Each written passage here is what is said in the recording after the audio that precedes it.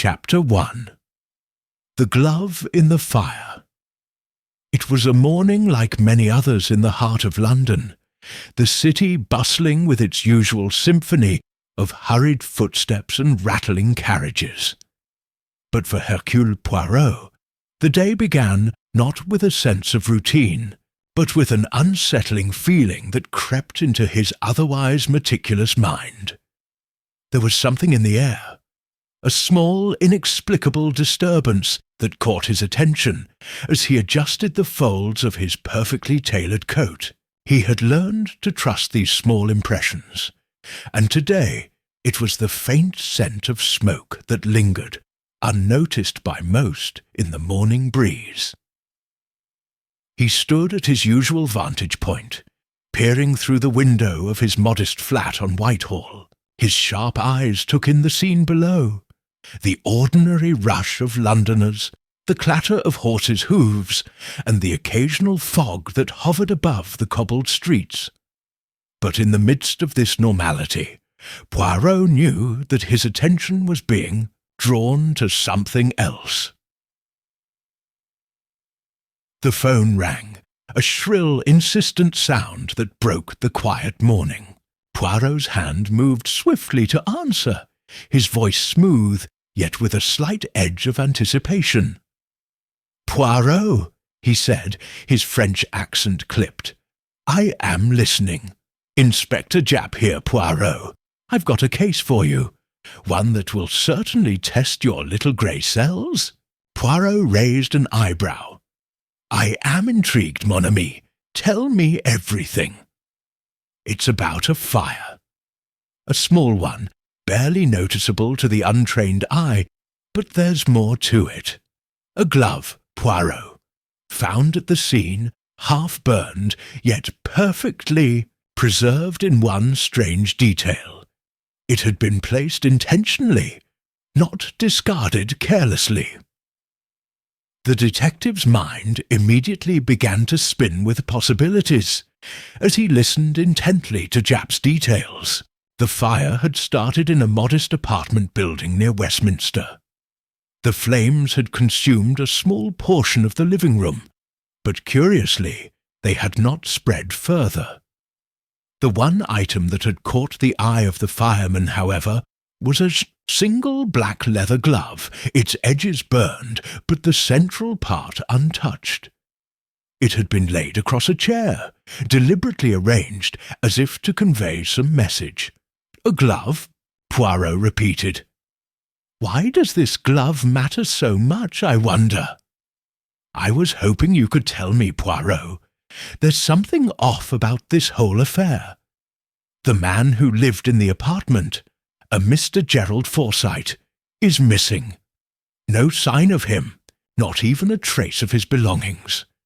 His neighbours say he was a quiet sort, never involved in any trouble. But now we find this glove, and no sign of the man. It doesn't sit right with me, and I thought of you immediately." Poirot's thoughts began to crystallize. "I will be there at once, Japp. And do not forget, the simplest of details often holds the key to the most complex mysteries."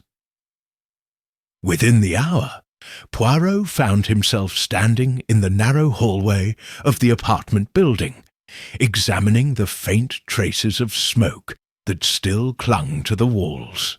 The fire had been extinguished, but the peculiar residue it left behind only seemed to add to the mystery. The apartment was small, well kept, and furnished in a manner that spoke of a man of modest means but considerable taste.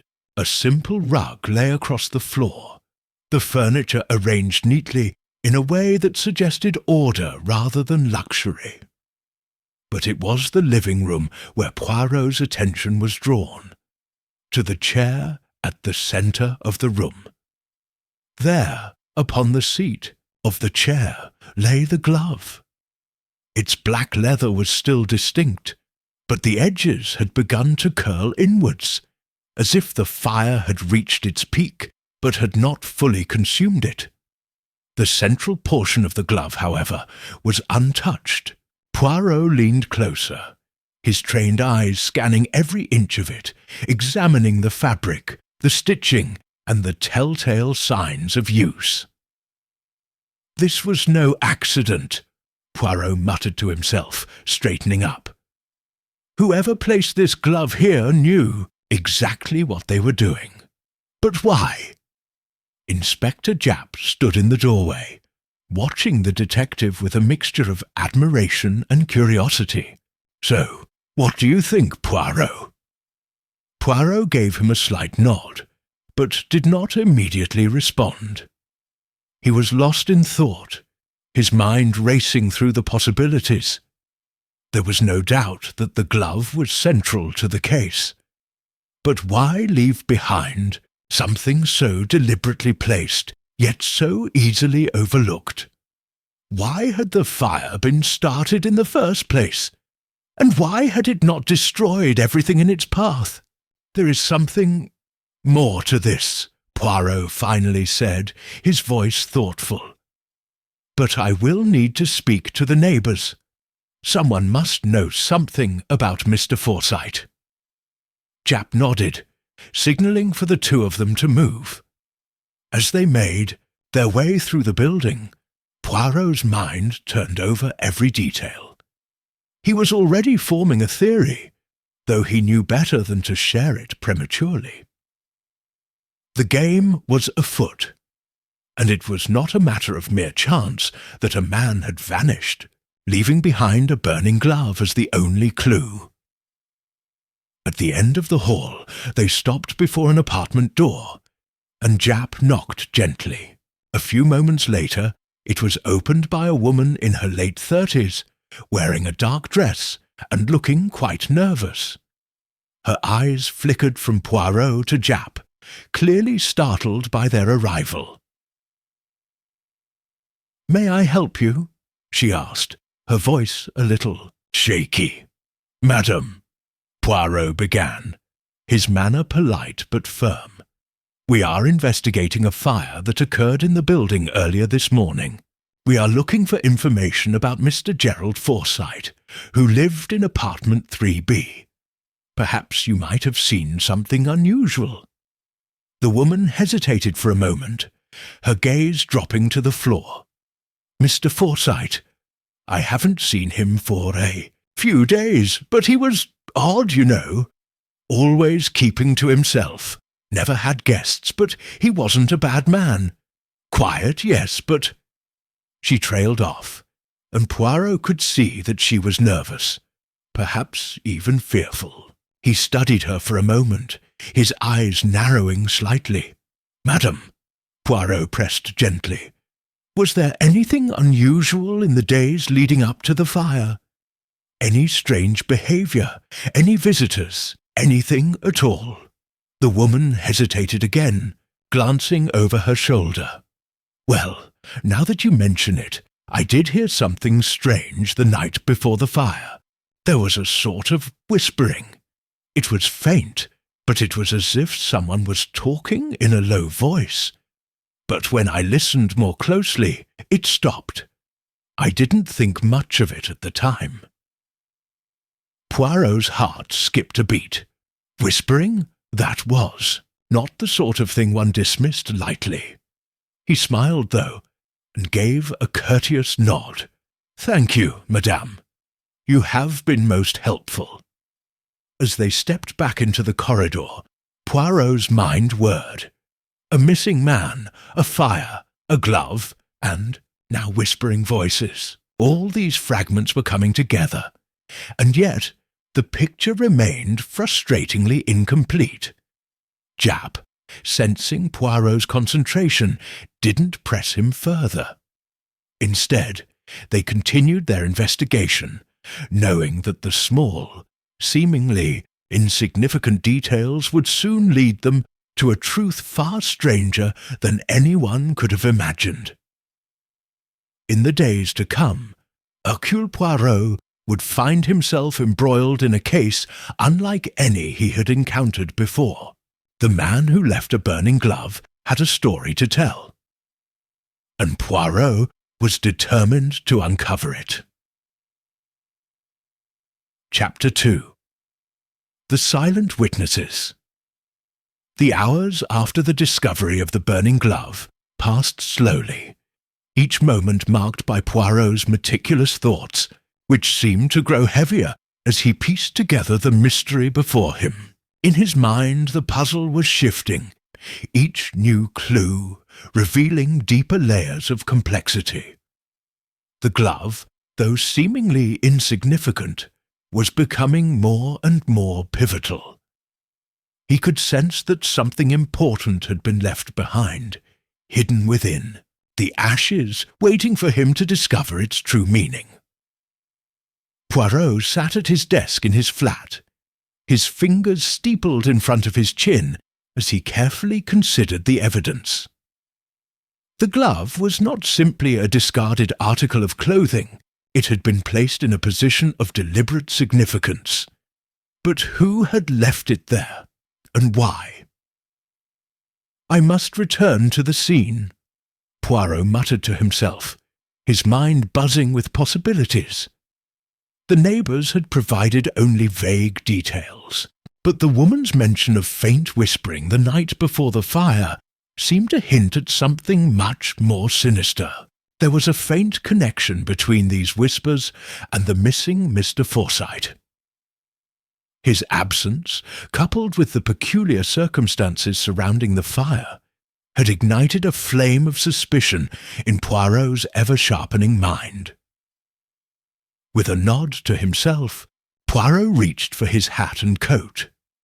He had learned long ago that one could never disregard the smallest of details, especially in a case such as this. Each whisper, each half-burned item, each seemingly insignificant comment held the potential to unlock the truth, and today he would see just how far these threads would lead him. The journey back to the apartment building felt different this time. The air, once filled with the hum of everyday London life, now seemed thick with expectation. Poirot's eyes flicked from one passer-by to the next, but his focus never wavered from the task at hand. He was no longer simply investigating a fire. He was unravelling the threads of a much deeper mystery. As Poirot entered the building, he was met by Inspector Japp, who was waiting for him in the same hallway where they had first examined the scene. The inspector's face was grim, his eyes reflecting the seriousness of the case. He had clearly been working the scene in Poirot's absence, though the detective could tell that Japp was no closer to a solution than when they had first spoken. "Poirot," Japp said in a low voice as he motioned for the detective to follow him. "We've interviewed the neighbours, but none of them can give us anything solid. No one's seen Forsyte in days. It's like he vanished." "Vanished, you say?" Poirot's voice was calm, but there was an unmistakable spark of interest in his eyes. "Tell me more, Japp. I do not believe in coincidences." The two of them moved through the narrow corridors, their footsteps echoing softly in the silence. They arrived at Forsyte's apartment, and Poirot took a moment to observe the door before pushing it open. Inside, the room was just as he had left it, though the remnants of the fire still lingered in the air, faint but unmistakable. The scorch marks on the walls told a tale of a fire that had been carefully contained. Someone had ensured that it did not spread beyond the chair on which the glove had been left. Poirot moved to the chair, running his fingers along its armrest. His gaze shifted to the desk across the room, where papers were scattered haphazardly. As he took a step forward, he noticed something unusual among the papers. A letter, partially burned at the edges, its contents barely legible, but enough to catch his attention. He picked it up carefully, avoiding further damage, and scanned the remaining text. The letter was addressed to someone named C. The contents, though partially charred, spoke of arrangements and secrecy. Words that hinted at something illicit. Jap, Poirot said, not looking up from the letter. This changes everything. There is more to Mr. Forsyte's disappearance than a simple fire. Jap took a step forward, peering over Poirot's shoulder at the burned paper. You're saying Forsyte was mixed up in something? Poirot nodded, folding the letter and slipping it into his coat pocket for later examination. I believe so, but this is only the beginning. The day wore on, and Poirot continued to pore over every detail, every clue, and every interview. The more he learned about Forsyte, the more enigmatic the man seemed. A quiet, reserved individual, Forsyte had kept to himself. But his neighbours painted a picture of a man who was not entirely without his own peculiarities. One neighbour had noted that Forsyte had recently started receiving mysterious visitors. Ushi, men dressed in dark clothing, who arrived at odd hours and left just as quickly, but no one had seen them clearly enough to identify them. The timing of these visits coincided with the whispers that had been heard the night before the fire, and Poirot could not help but wonder if there was a link between these mysterious individuals and the fire that had consumed Forsyte's apartment. The detective sat back in his chair, his fingers once again steepled in thought. Mon ami, he muttered to himself, this is no ordinary case. There is a story hidden here, a story that someone does not want told. As night began to fall, Poirot felt the familiar thrill of a new lead, something that would surely bring him closer to the truth. There was one more person he needed to speak with, the landlord of the building. Surely this man would know more about Forsyte's movements in the days leading up to the fire. If anyone had witnessed something unusual, it would be him. The landlord, a stout man with a gruff demeanour, greeted Poirot with a raised eyebrow. What's all this about then, Monsieur Poirot?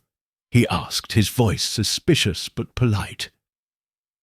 I am investigating the disappearance of Mr. Gerald Forsyte, Poirot replied smoothly.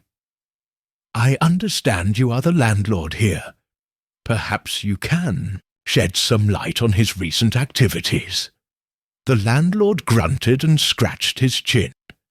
Forsyte, quiet man, never made a fuss, paid his rent on time. But now that you mention it, I did notice something strange a few days before the fire. He was acting a bit anxious, not like his usual self. Anxious? Poirot pressed, his curiosity piqued. He was talking to someone in the hallway. I couldn't make out all the words, but I heard him mention something about a deal, and getting out while he still could. And then, just as quickly, he seemed to clam up. I haven't seen him since. Poirot's mind raced. A deal? What kind of deal? Was Forsyte running from something or someone? Do you remember the man he was speaking to? Poirot asked. The landlord hesitated for a moment, his brow furrowing. I didn't catch a good look at him, but he was tall, wearing a dark coat. Never saw his face, but he left in a hurry, almost like he didn't want to be seen. Poirot's heart quickened. The pieces of the puzzle were falling into place, and though they were not yet complete, he could sense the direction the case was heading. The whispering, the missing man, the strange visitors, and now this cryptic conversation. It was all connected, but how? As Poirot left the landlord's apartment and stepped back into the cold night air, he felt the weight of the case settle. on his shoulders. The man who left a burning glove had vanished, but his story was only just beginning to unfold. The detective knew that the path ahead would be treacherous, but he was certain of one thing. The truth would come to light, and he would be the one to uncover it. Chapter 3.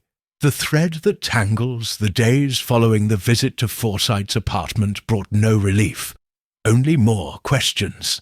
Poirot's mind had become a battleground of fragmented thoughts, each clue he discovered adding to the complex web he was trying to unravel.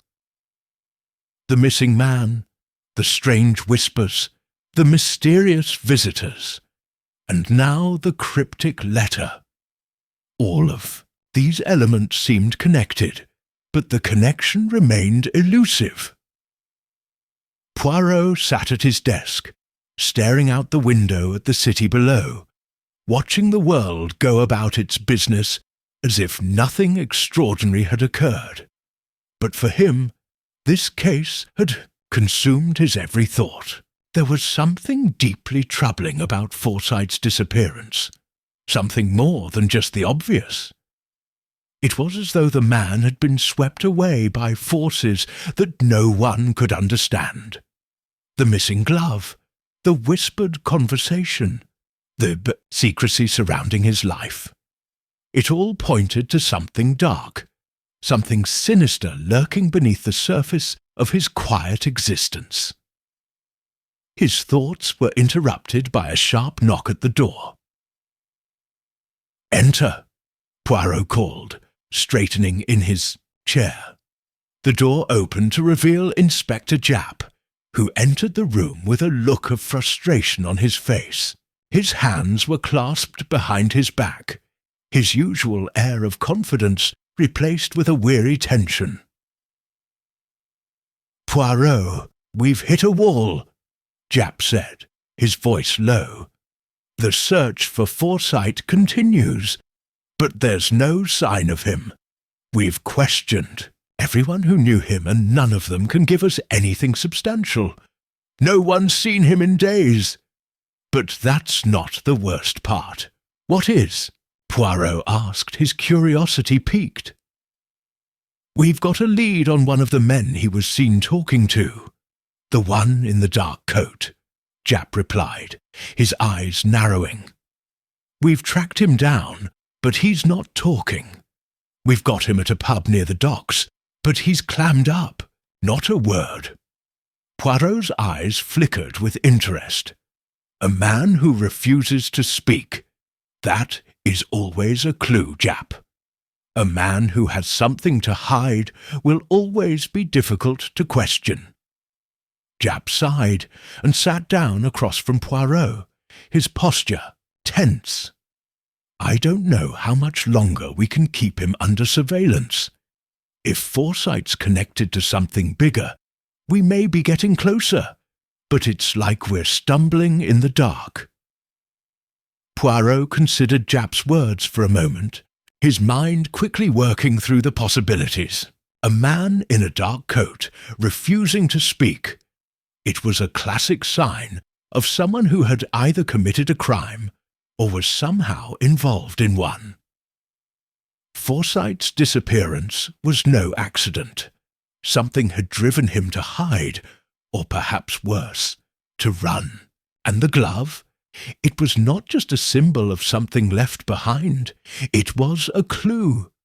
But a clue to what? "We must speak to the man, Japp," Poirot said, his tone decisive. "If he is the key to this puzzle, then we cannot afford to let him slip away."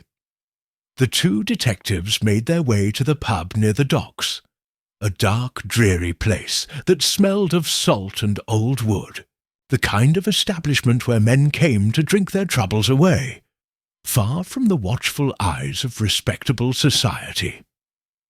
As they entered, the room fell silent for a moment.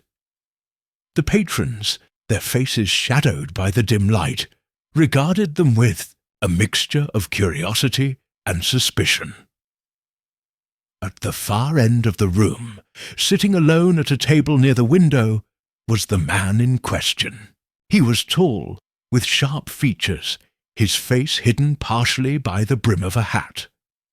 His dark coat seemed out of place in the smoky interior of the pub, and his posture was rigid, as if he was aware of every pair of eyes on him. Poirot and Japp approached the man, and Poirot spoke first. "Good evening, monsieur," Poirot said smoothly, his voice calm but firm.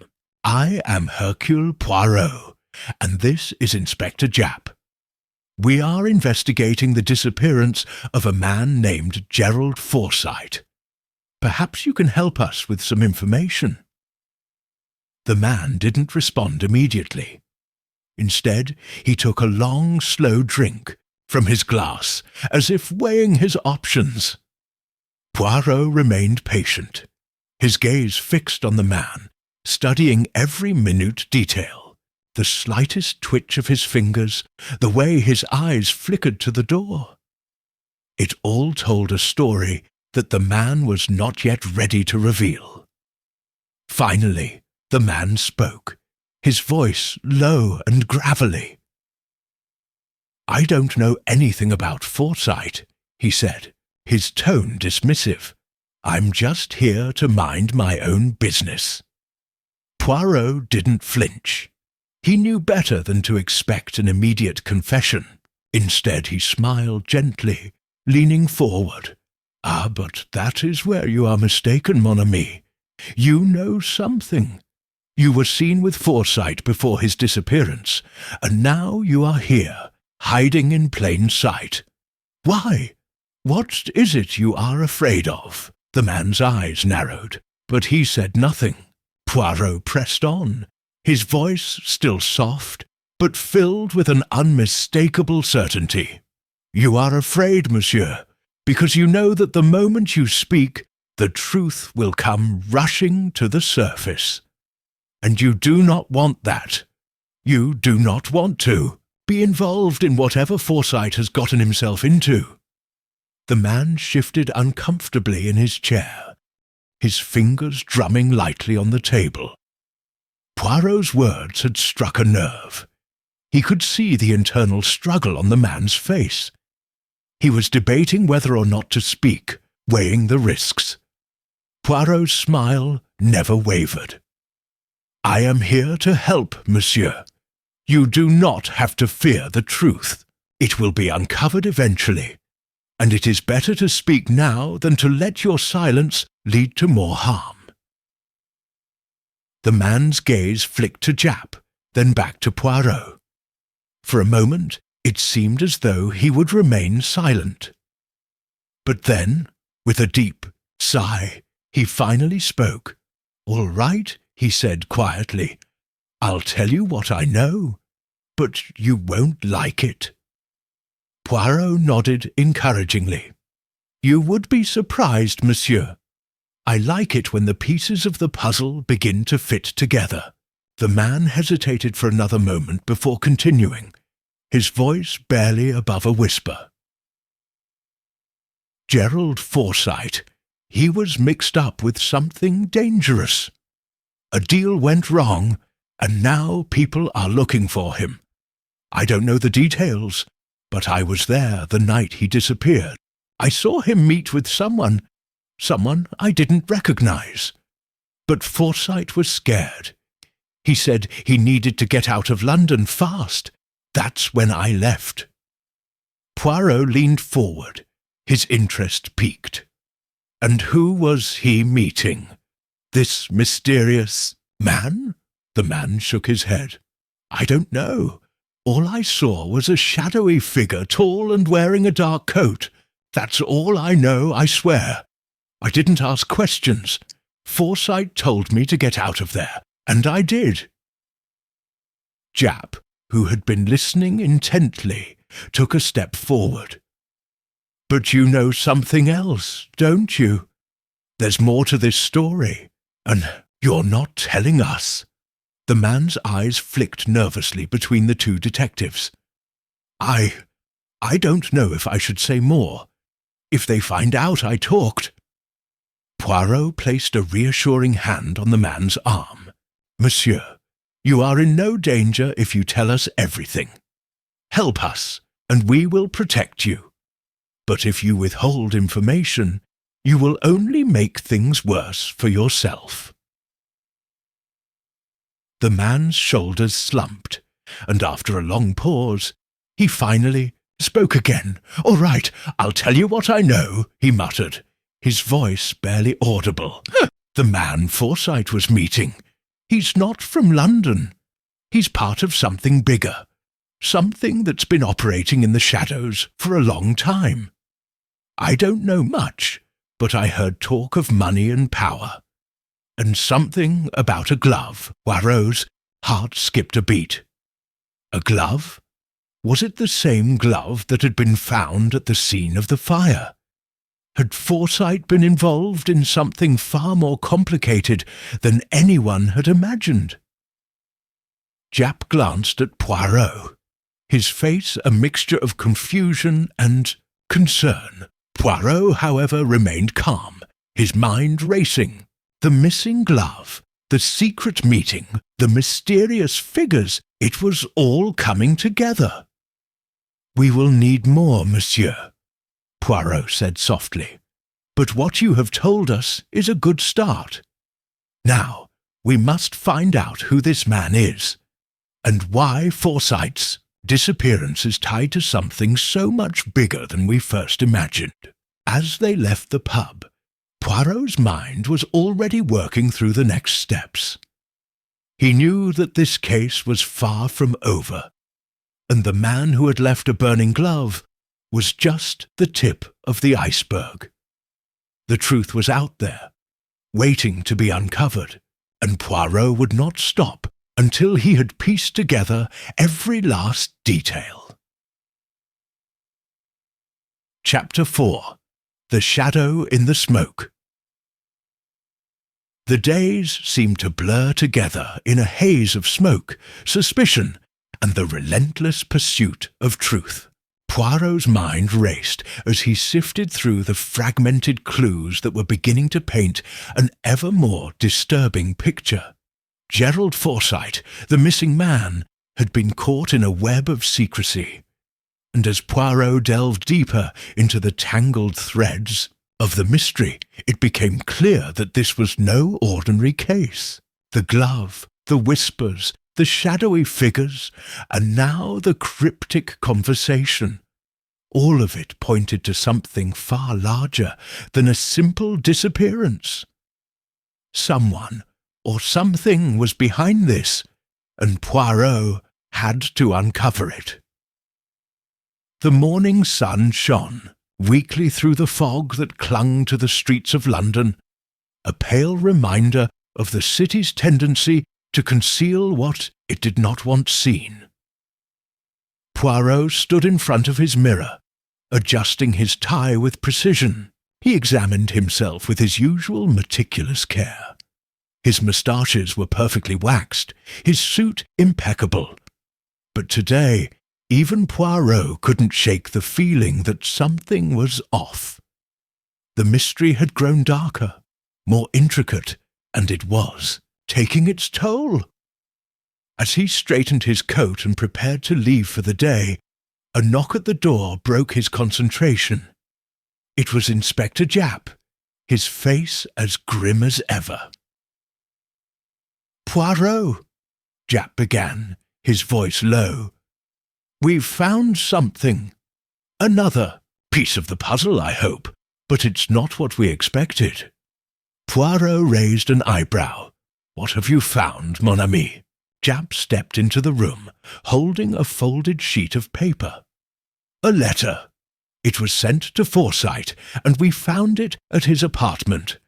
At first, we thought it was a typical piece of correspondence, but now we're not so sure." Poirot took the letter from Japp and carefully unfolded it. The handwriting was elegant, the ink still fresh, and the message cryptic. "Meet me where the smoke rises. Do not delay." Poirot's mind whirred as he read the brief note.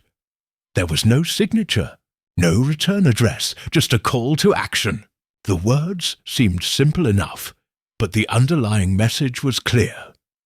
Whoever had written this knew foresight, and whatever they wanted from him was urgent.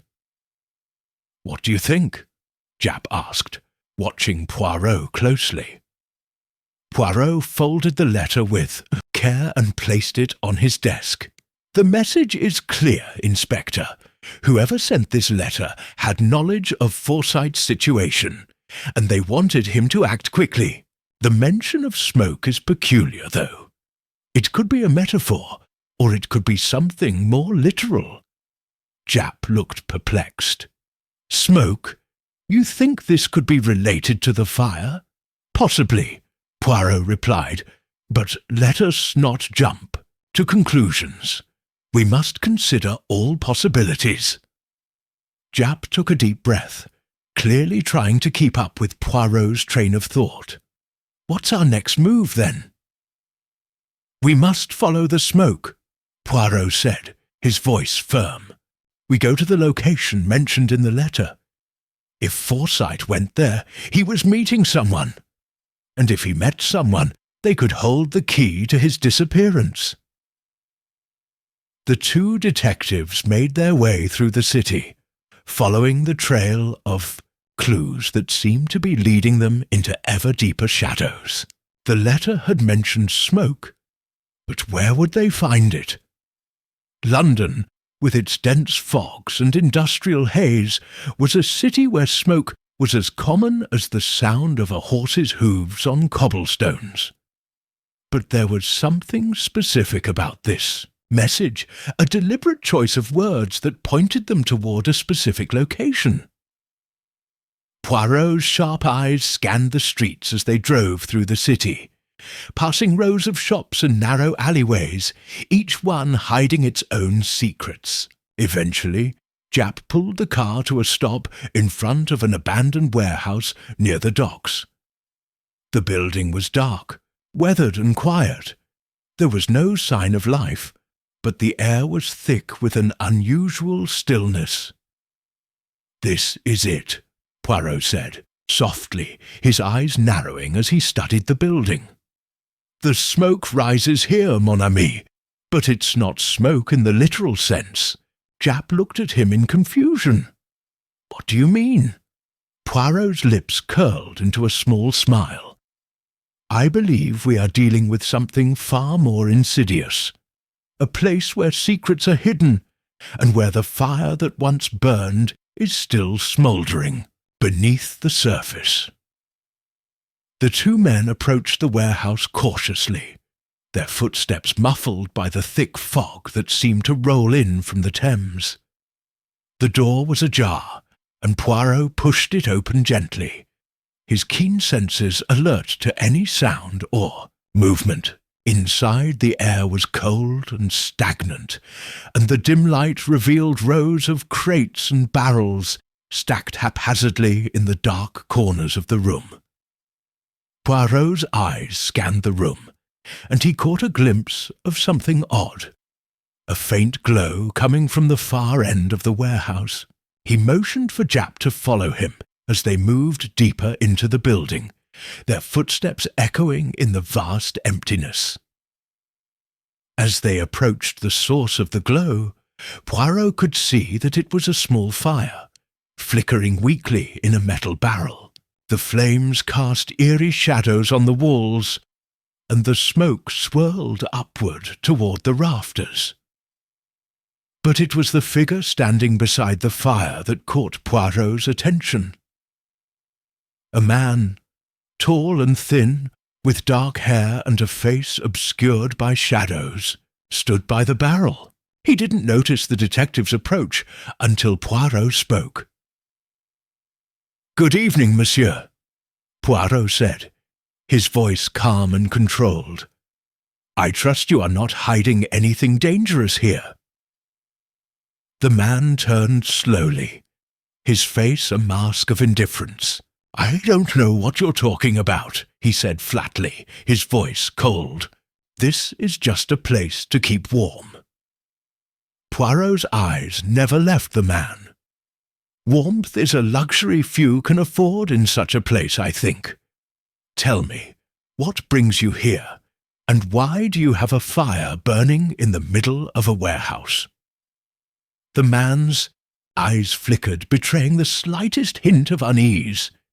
He took a step back, his hand moving toward the shadows, as if searching for something to hold on to.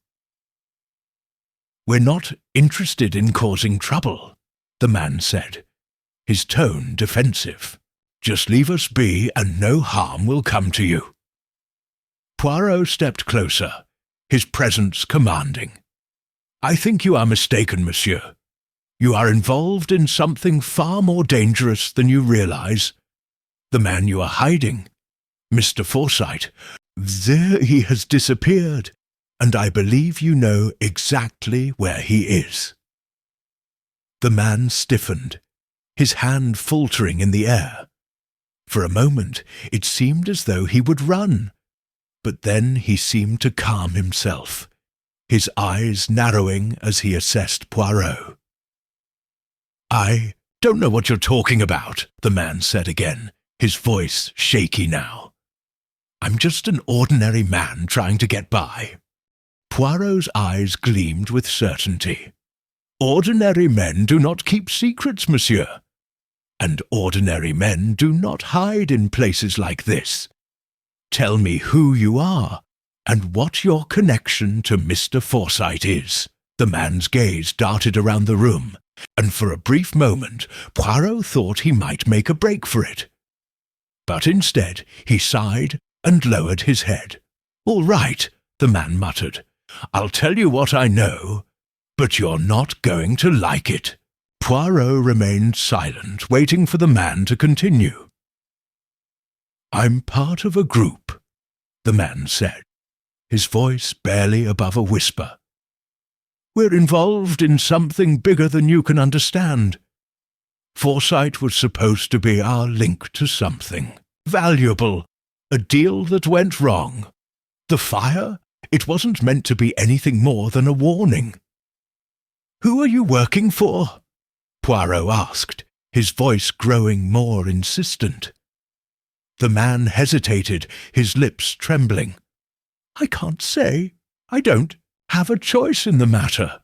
Poirot stepped forward, his voice cold. "You do have a choice. You can help us, or you can face the consequences of your silence. But I warn you, monsieur, your secret is no longer safe." The man's eyes locked onto Poirot's, and for a moment the detective could see the fear behind the bravado. This man was trapped, and he knew it. With a resigned sigh, the man spoke. "They'll come for me if I talk. But Forsyte, he's dead.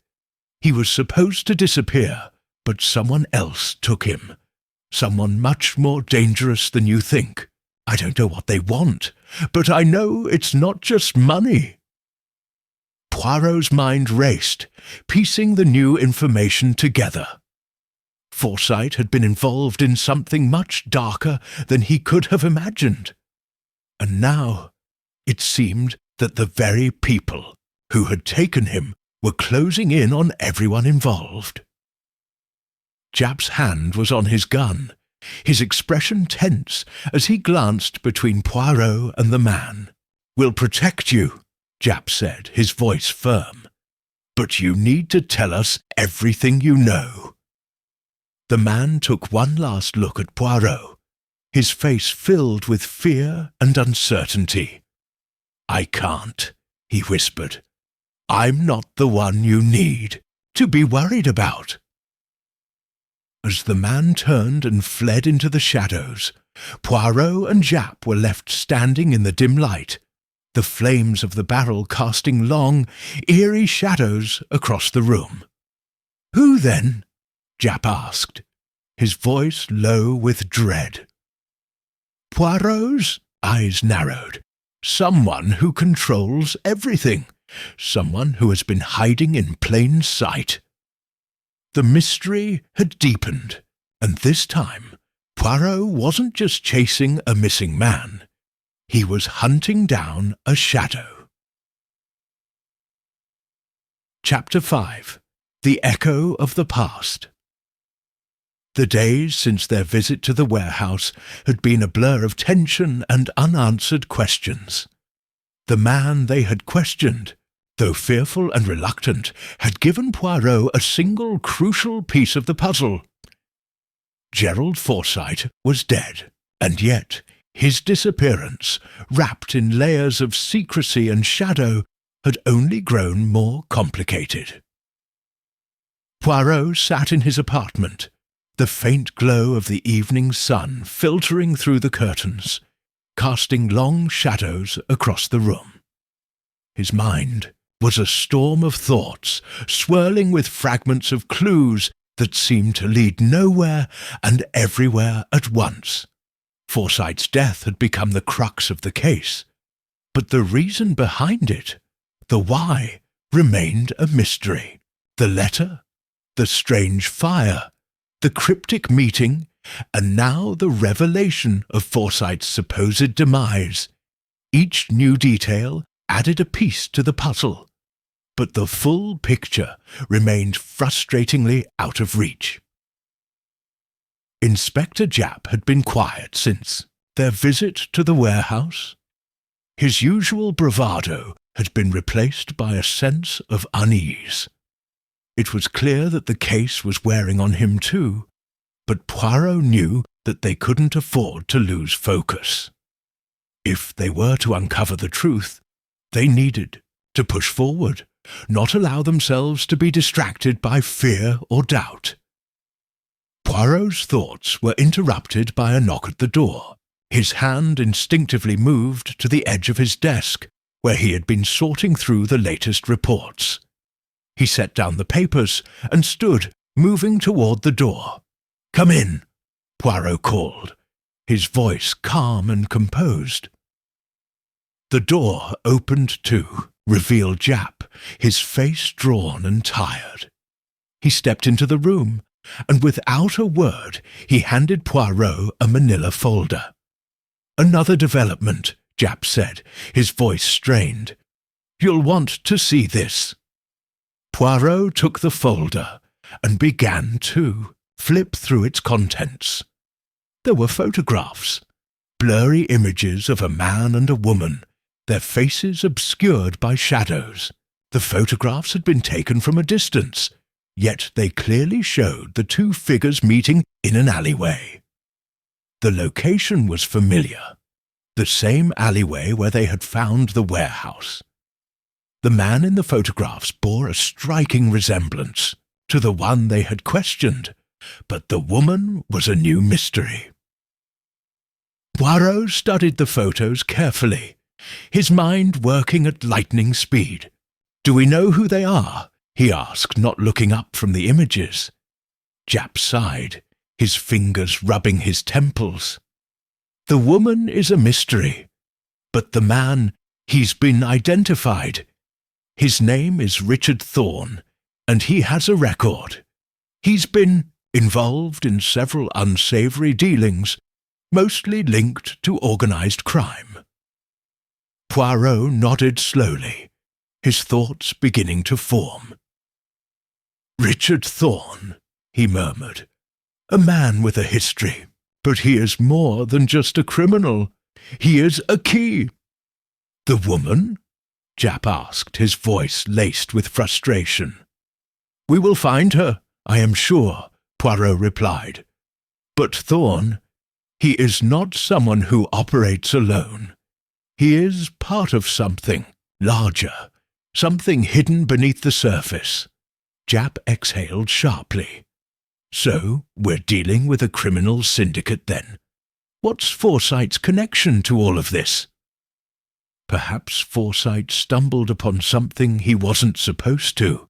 Poirot mused, his fingers lightly tapping on the desk. Maybe he was caught between forces that were too powerful to fight, or perhaps he knew too much. Either way, his death was not an accident. The silence between them hung heavy. Japp's eyes were fixed on Poirot, waiting for some sign of direction. Poirot didn't disappoint. With a final glance at the photographs, he stood and walked toward the window. "We must investigate further, Japp. This woman, this shadowy figure, she is the one who holds the answers. The meeting was not a chance encounter. And if we are to understand Forsyte's role in all of this, we must follow the trail wherever it leads." The investigation into the mysterious woman had begun in earnest, but it was proving to be a challenge. There were no immediate leads, no clear connection between her and Forsyte.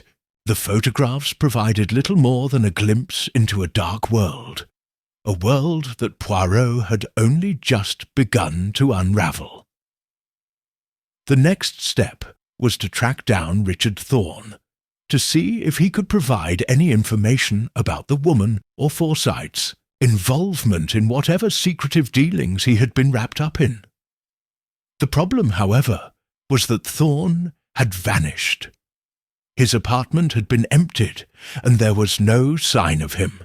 It was as though he had disappeared into thin air, just like Forsyte had. Poirot, however, was not deterred. If anything, Thorne's disappearance only confirmed that they were getting closer to the truth. A man who knew too much and was willing to keep quiet was a man who had something to hide. Poirot and Japp continued their search, visiting various contacts in the criminal underworld, attempting to track Thorne's movements. It was slow work, but Poirot had patience in abundance. He had learned long ago that in matters such as this, it was the small, seemingly insignificant details that held the key. It was during one such visit that Poirot encountered a man named Gregory Bellamy, a former associate of Thorne's. Bellamy was a low-level informant, someone who made a living off passing along bits of information to the highest bidder. He was known for being slippery, a man who could never be fully trusted.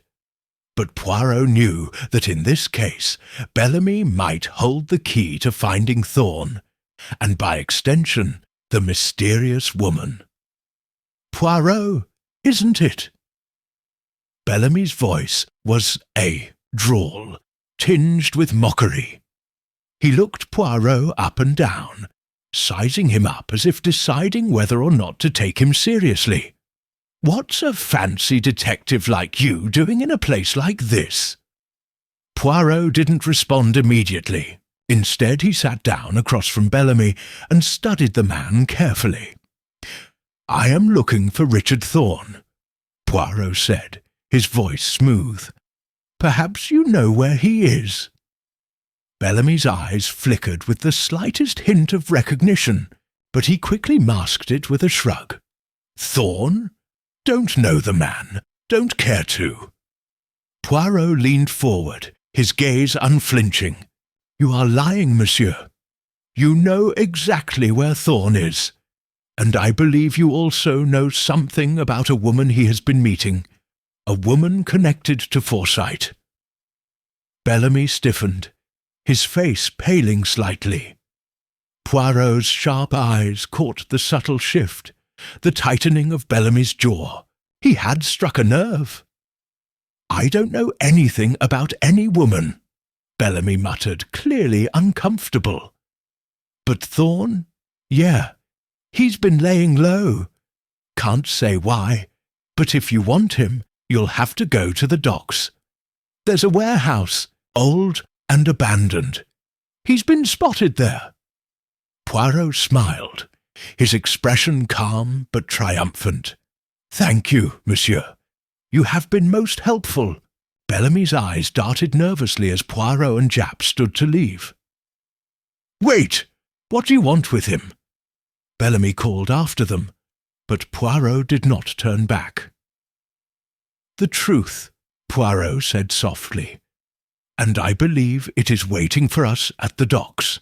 The warehouse was located at the far end of the docks, an area that seemed to be abandoned by all except the criminals who used the space for their illicit activities. As they arrived, the faint glow of street lamps cast long shadows over the cobblestones. The building loomed in the distance, its structure weathered and dilapidated, an eerie silence surrounding it. Poirot and Japp approached the warehouse cautiously, their footsteps barely making a sound as they moved through the fog.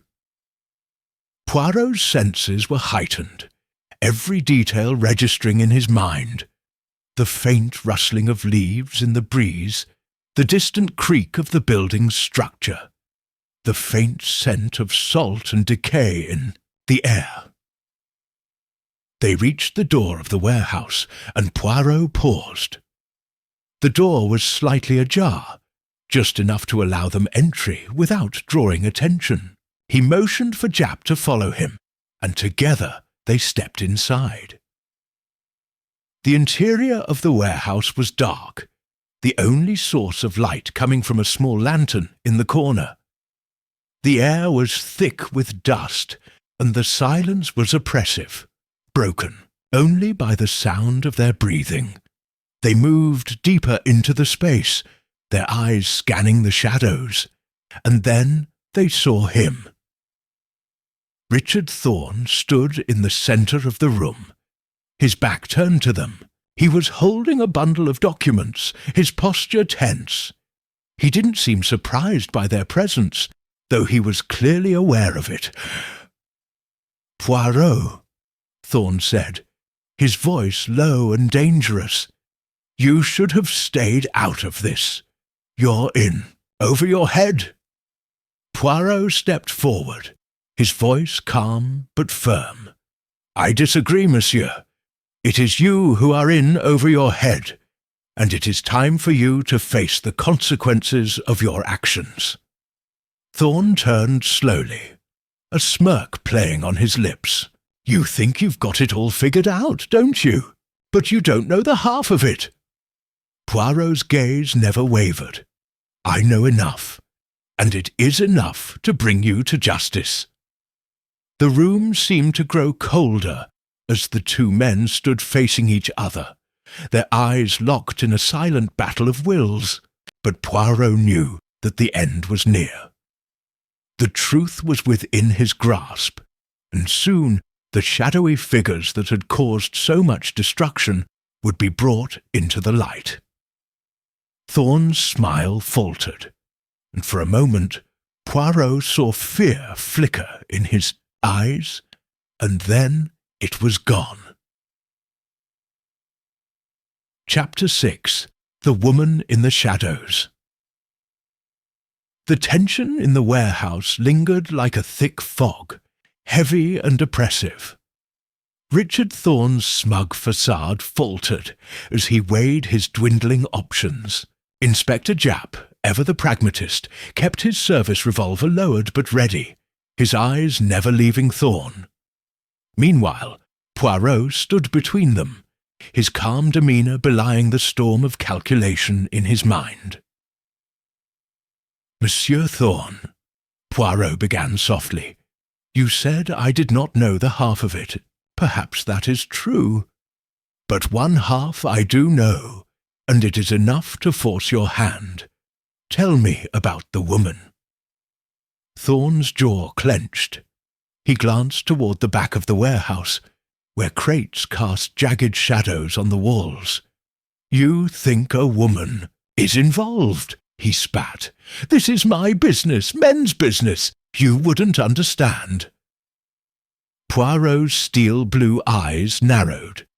"On the contrary, monsieur, I understand that where there is smoke, there is often fire.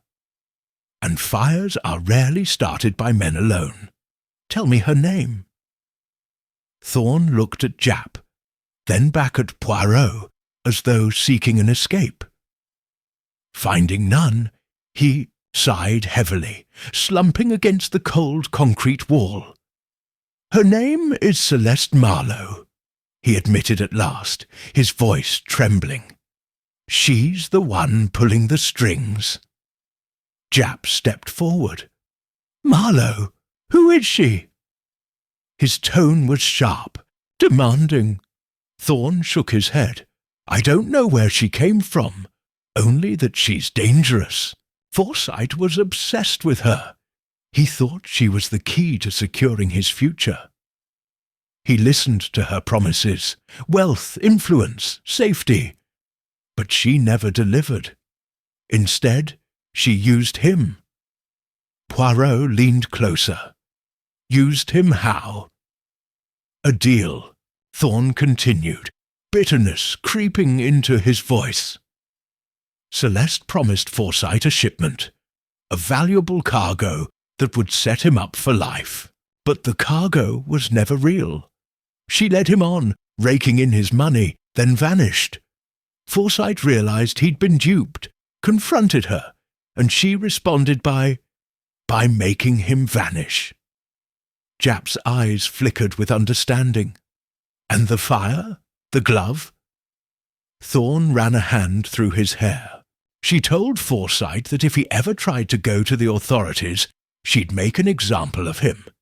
The glove was her signature, a burning glove left at the scene as warning. She likes symbolism. She's theatrical." Poirot closed his eyes, briefly, absorbing the new information. "Celeste Marlowe," he murmured, "a femme fatale with a flair for drama. She manipulated Forsyte's weaknesses, his ambition, his desire for security, and when he turned on her, she used fear to control him. And now he is dead." Thorn nodded miserably. "I saw her that night at the docks. She was there when Forsyte met the man in the dark coat, one of her enforcers. She watched from the shadows, smoking a cigarette, her face half hidden by the brim of a hat. She didn't speak. She merely watched." Poirot opened his eyes.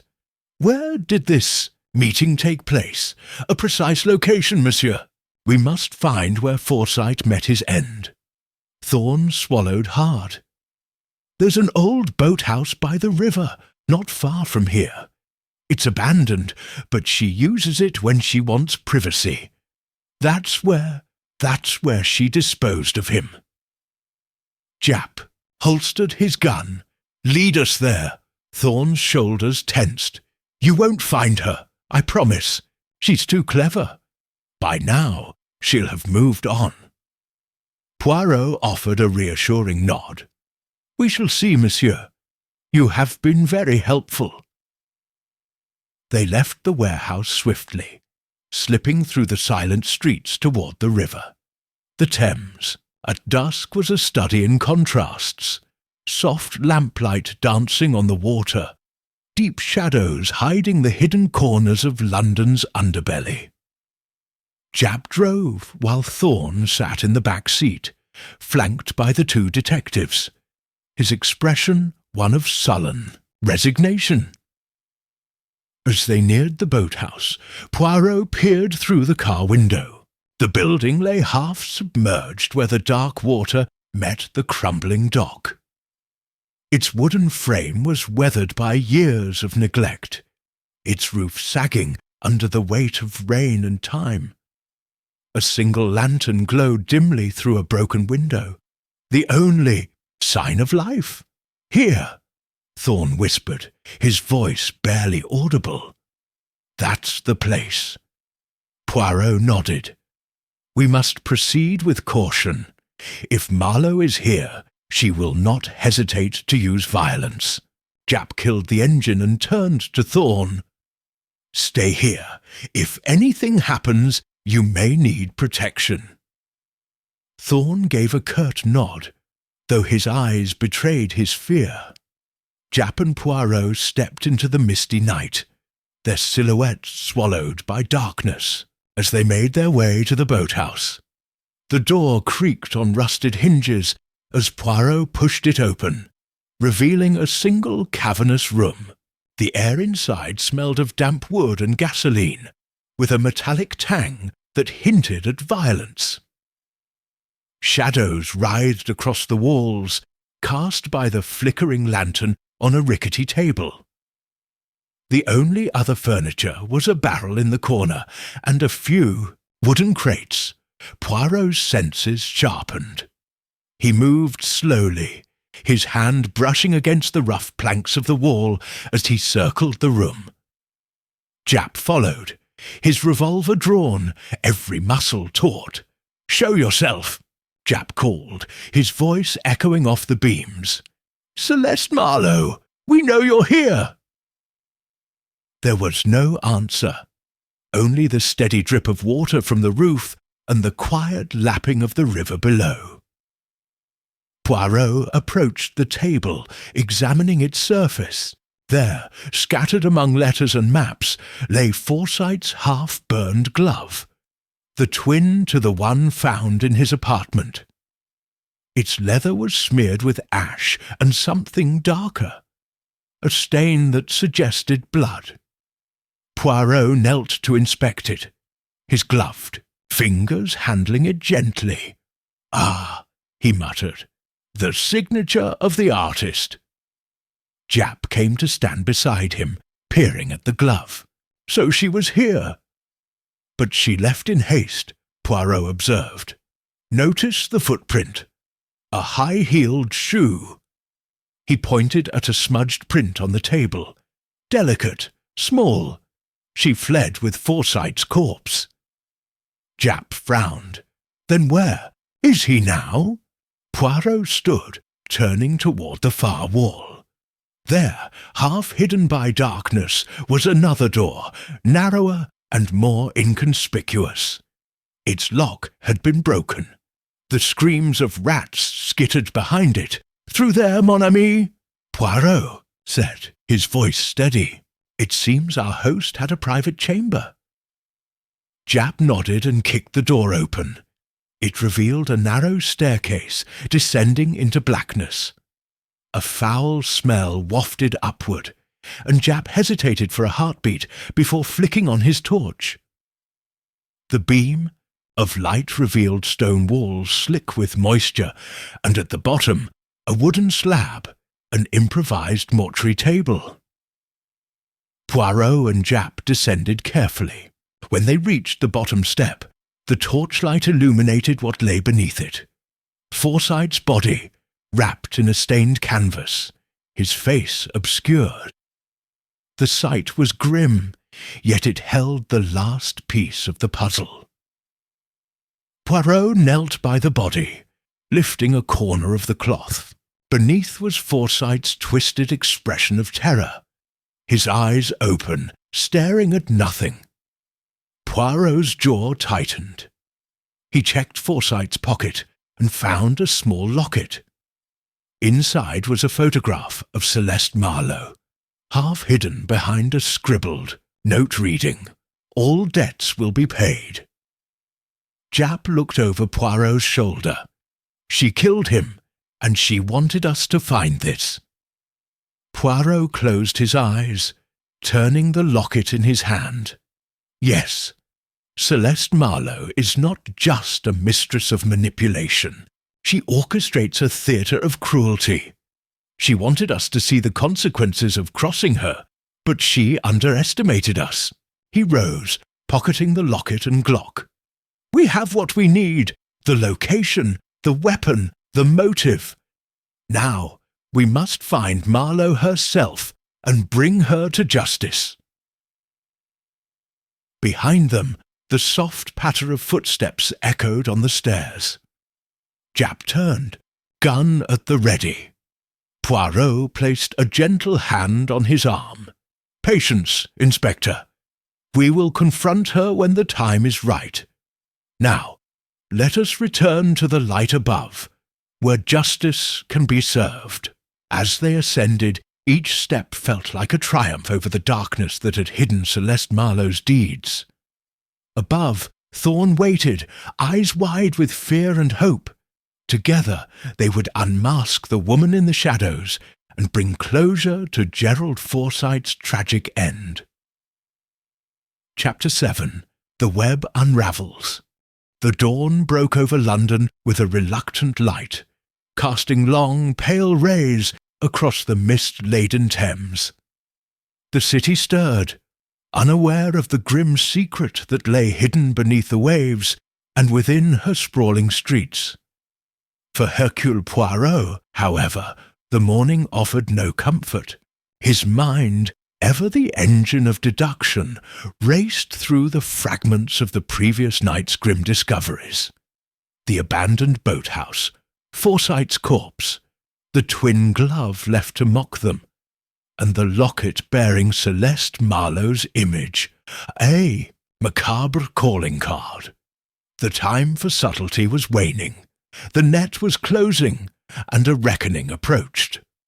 Poirot stood in his sitting-room, sipping his morning tea with methodical precision, while Inspector Japp organised the evidence on a nearby table. The locket lay open between them, its delicate chain gleaming faintly in the soft lamplight. Its message was clear.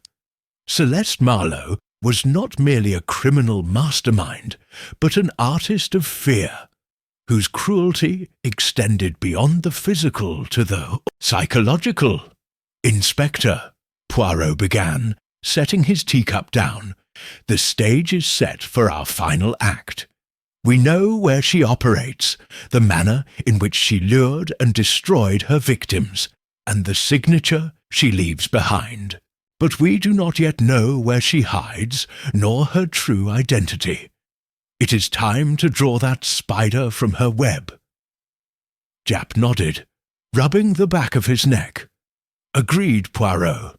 But if she's as cunning as Thorne said, she'll be expecting an ambush. We need something decisive." "Precisely." Poirot's eyes narrowed. "We must lure her into the open, and to do that, we shall give her an opportunity too tempting to refuse." By mid-morning, the two detectives, accompanied by a pair of plainclothes officers, had established surveillance on the riverbank opposite the abandoned boathouse. A modest motor launch waited in the murky waters, its engine idling softly. Poirot had dispatched a carefully worded anonymous note to Celeste Marlowe, instructing her to come alone if she wished to conclude her business with the authorities. The note, left in the exact style she favoured, the folded paper, the deliberate absence of signature, was meant to appeal to her ego, to invite her to witness the consequences of her deeds one last time. The sun climbed higher, illuminating the choppy water. Poirot, seated in the launch's cabin, surveyed the dock with calm intensity.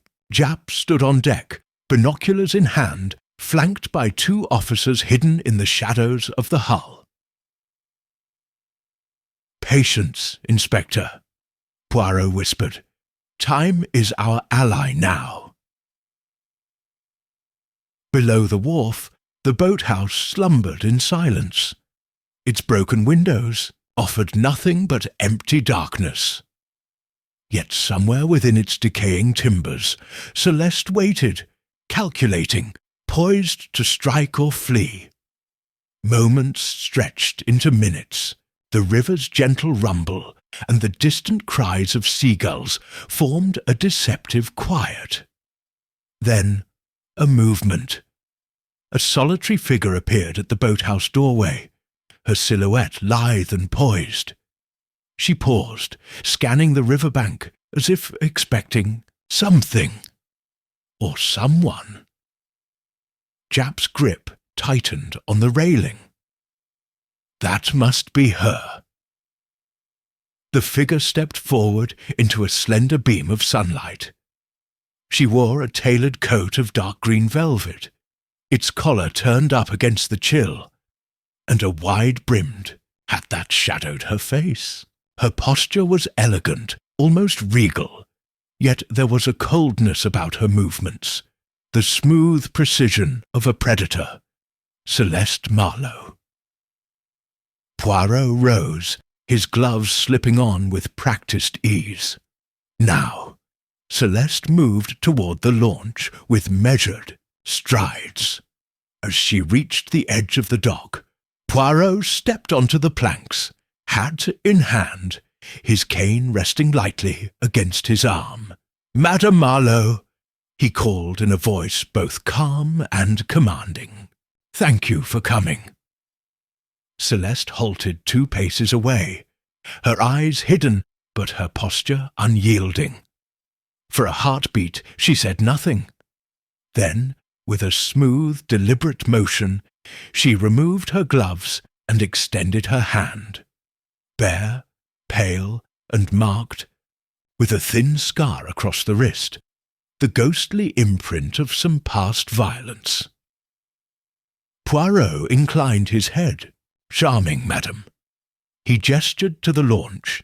"If you would join us." She glanced at the officers concealed behind Poirot, then back at him. A ghost of a smile flickered on her lips. "Gentlemen," she said, her voice cool as porcelain, "you have my attention." With that, she stepped onto the launch, seating herself opposite Poirot and Japp. The officers followed, discreetly securing the perimeter. Poirot closed the hatch behind them, sealing Celeste in the floating arena. "May I offer you tea, madame?" Poirot asked, gesturing toward a thermos and cups set on a small fold-away table. Celeste smiled, the corner of one lip curling upward. "No, thank you." Her accent was flawless, with a subtle continental lilt that suggested years spent among Europe's elite. "I prefer to keep my senses sharp." Poirot leaned forward, eyes sparkling. "A wise choice. Now, madame, let us speak frankly." She raised an eyebrow. "You have evidence, yes? The glove, the locket, the body. You believe you know what I did. But what do you wish to hear from me?" "Everything," Poirot replied. "The orchestrator of this cruel drama must explain her motives." Celeste's gaze flicked to Japp, who stood silently by the cabin wall. Then she looked back to Poirot. "Very well." She exhaled softly. "If you wish a confession, I will indulge you." Her narrative unfolded like a dark fable. Born to privilege, Celeste Marlowe had drifted through Europe's gilded circles, never finding satisfaction. Wealth and social standing bored her. It was power she craved, the power to manipulate, to control destinies with a whispered word or a subtle gesture. She discovered that life could be a canvas for her artistry, and men, especially desperate ones, were her paints. Gerald Forsyte had approached her seeking assurance and status, believing her to be his saviour. She had allowed him that illusion, promising a revolution in his fortunes. A shipment of diamonds, untraceable and priceless, said to be destined for a clandestine auction. Forsyte invested everything he had, money, reputation, trust. But the shipment was a lie, a ploy to entrap him. When he realized the deception, he threatened exposure. That was when Celeste revealed her true face. "I arranged the fire in his apartment," she admitted, her tone almost flippant. "The spectacle of the burning glove was necessary. A signature, as you observed, Monsieur Poirot. To demonstrate what happens when one betrays me." She paused, then continued. "But he was obstinate. He would not yield, so I had to escalate. The meeting at the boathouse was to deliver the final message. I never intended to kill him, only to frighten him into submission. But he panicked, struggled, and the result was regrettable." Japp's face contorted with anger. "You murdered him and turned it into a show." Celeste shrugged elegantly. If he had shown more respect, none of this would have happened. Poirot watched her calmly, noting every inflection, every subtle gesture. And the man you used as intermediary, Richard Thorn? He was loyal. Thorn, who had been brought aboard under guard, shifted uncomfortably. Celeste smiled at him, an expression so cold it might have frozen the Thames. Thorn was useful, she replied. He did as he was told, until the task became distasteful. Then he became a liability. Poirot set his chin in thought, and yet he survived. Because he was expendable, Celeste said lightly, but also because you sought him before I could erase him. A pity. Japp's hand twitched toward his gun. You'll rot in jail for this. Celeste laughed, a clear ringing sound. Ah, but you underestimate me, Inspector. I have assets, connections. I will disappear, just as Forsyte did, only this time on my terms. As she spoke, a faint vibration shook the launch. Poirot's eyes flicked to the hatch. Outside, the morning calm was ruptured by the roar of engines, 3 speedboats approaching the launch in pursuit. Your connections have arrived, madame, Poirot said, rising to his feet. It seems you have competition. Celeste's smile faded, replaced by a flash of true fear. No! Japp's gun was drawn. Prepare to surrender, Marlowe. She stood, backing away from Poirot and Japp, reality crashing in around her. In that moment, the web she had so carefully spun began to unravel. Her reign of fear, built on smoke and mirrors, was collapsing. As the speedboats encircled the launch, Poirot stepped forward, placing a steady hand on Celeste's arm. It is over, madam. The evidence, your confession, and now your reinforcements, all have brought you here. Celeste's eyes darted between the encroaching boats and the resolute faces before her. For the first time, she was truly cornered. The shadows that had once been her ally were now her prison. With a final, weary nod, Celeste Marlowe raised her hands in surrender. The operator of fear had been unmasked, her drama concluded. And as the speedboats closed in, Hercule Poirot knew that the theatre of cruelty had finally reached its final curtain. Chapter 8. The Final Curtain. The pale light of late afternoon filtered through the narrow alleyways of Wapping, as Hercule Poirot, Inspector Japp, and a contingent of officers escorted Celeste Marlowe from the motor launch onto solid ground. The dockside was a tableau of fading shadows and the distant hum of river traffic. A world that had been witness to so many clandestine dealings and whispered betrayals. Now it stood silent save for the measured footsteps of those who walked, its boards carrying with them both the weight of justice and the echoes of tragedy. Celeste's arms were bound loosely, but her posture remained proud, almost regal, as though she still believed herself above the fray.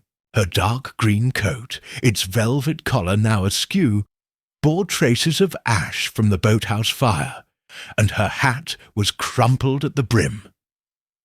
Yet beneath that composed exterior, Poirot recognized the flicker of fear, the real terror that the theatre of her schemes had finally drawn to a close.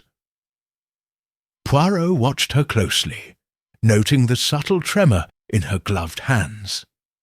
He had always known that beneath her veneer of elegance and control lurked something fragile, an ego that demanded drama, yet could not withstand its own aftermath.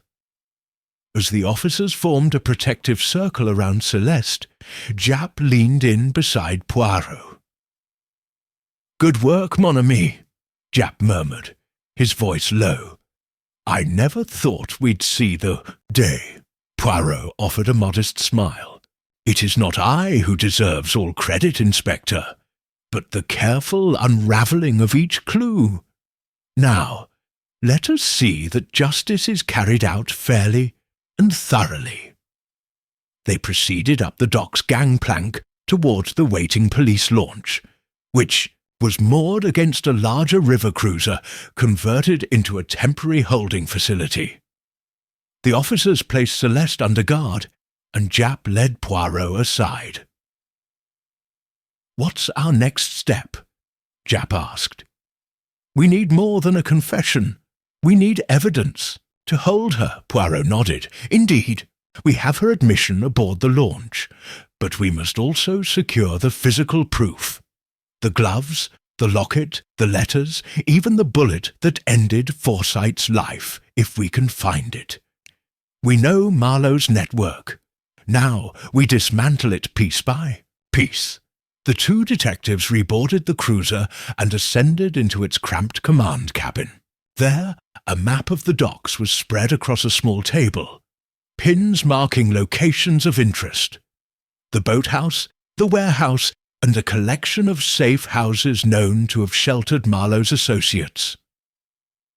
Poirot traced the lines with his finger. First, the boathouse.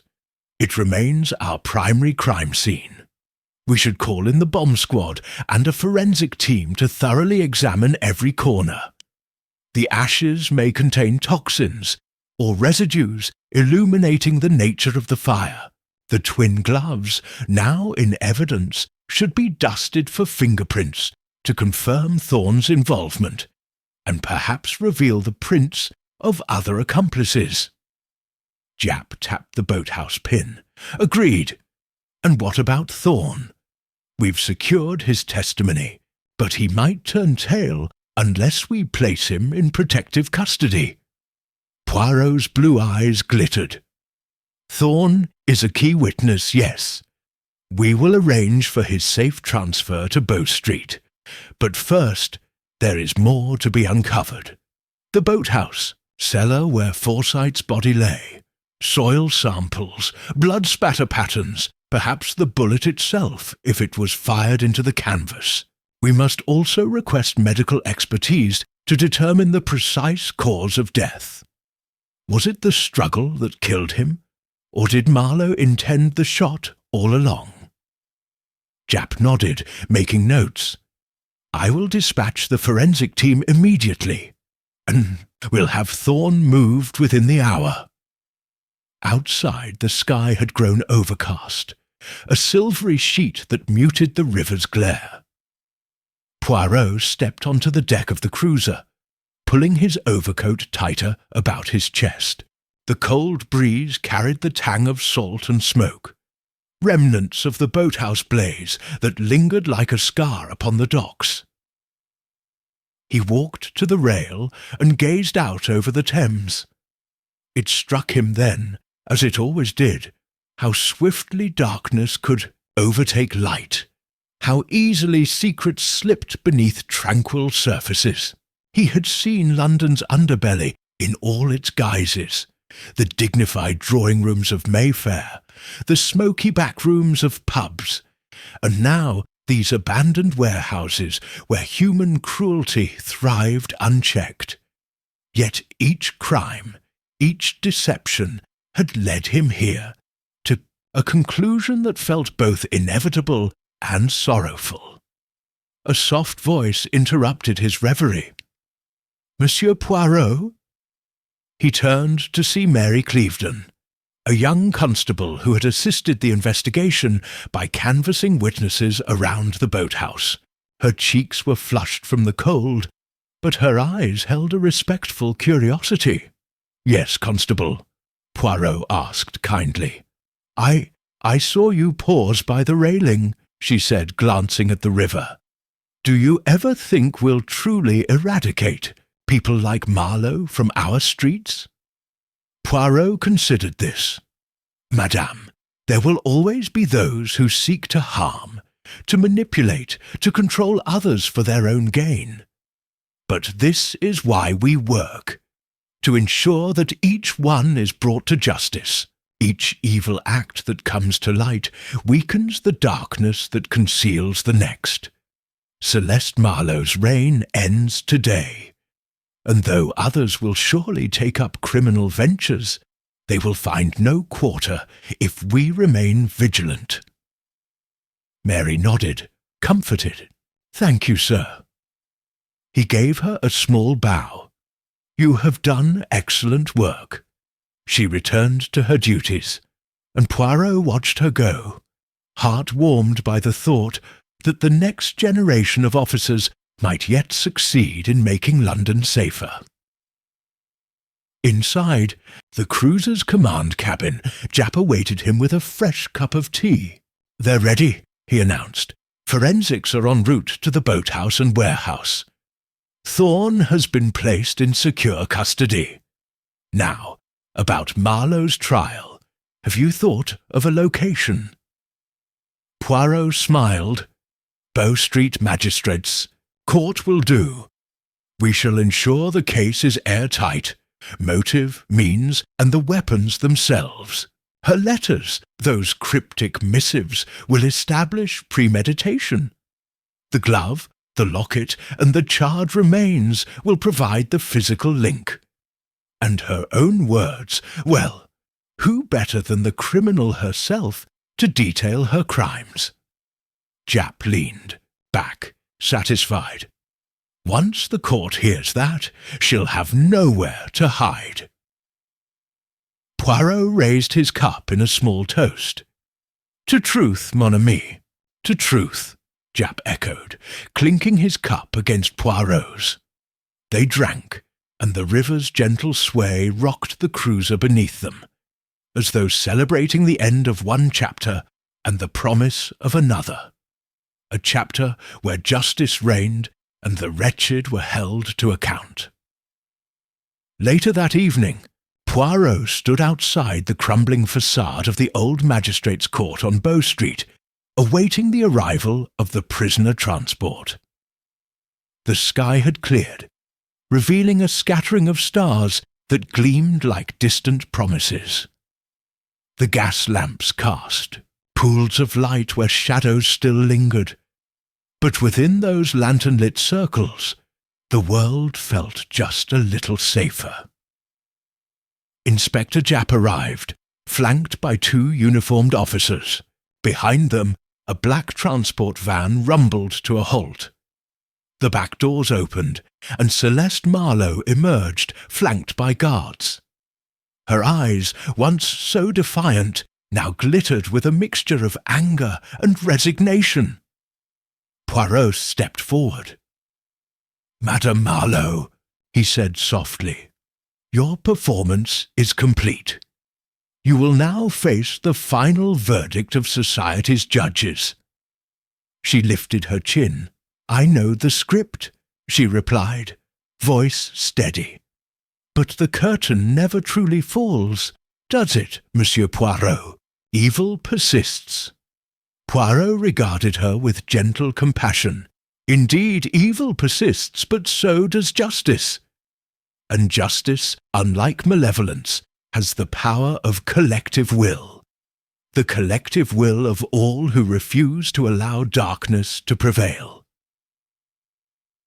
Celeste studied his face, searching for a flicker of doubt or pity. Finding none, she nodded slowly. "Very well, I will meet my fate."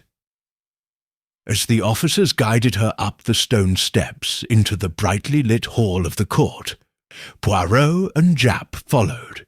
The heavy doors swung open, admitting them into the warmth of lamplit corridors, where clerks and constables moved with purpose. Within the courtroom, reporters jostled for position, and the gallery was packed with curious onlookers. The judges' bench loomed at the far end, a symbol of the law's authority. Celeste stood before the magistrate, flanked by barristers and counsel, her green coat replaced by a standard prison garb, but her posture as erect as ever. The hearing began, and Poirot was called to give his evidence. He spoke with precise clarity, detailing the sequence of events from Forsyte's first meeting with Marlowe to the fires, the gloves, the locket, the warehouse, and the final confrontation on the river. Each exhibit was introduced in turn. Charred glove, the photograph in the locket, the letter demanding the meeting where the smoke rises. Thorn was brought forward, his testimony corroborating Poirot's narrative. As the evidence unfurled, it became clear that Marlowe had operated a network of deceit, crimes woven together by her signature theatrics.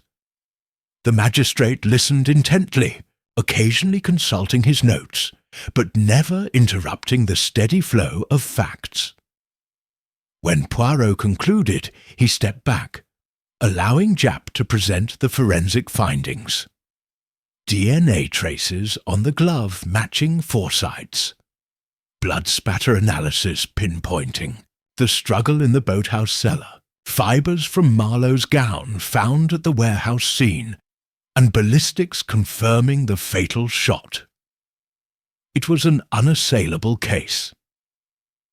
As the magistrate prepared his ruling, an expectant hush fell over the courtroom. Celeste's face was impassive, though her fingers flexed at her sides. Poirot watched her for a moment, remembering the elegant predator she had been. A creature of shadow and smoke, now forced into the unyielding light of justice. The magistrate's gavel struck once, twice. "Celeste Marlowe," he pronounced, "you stand accused of the murder of Gerald Forsyte and multiple related offences.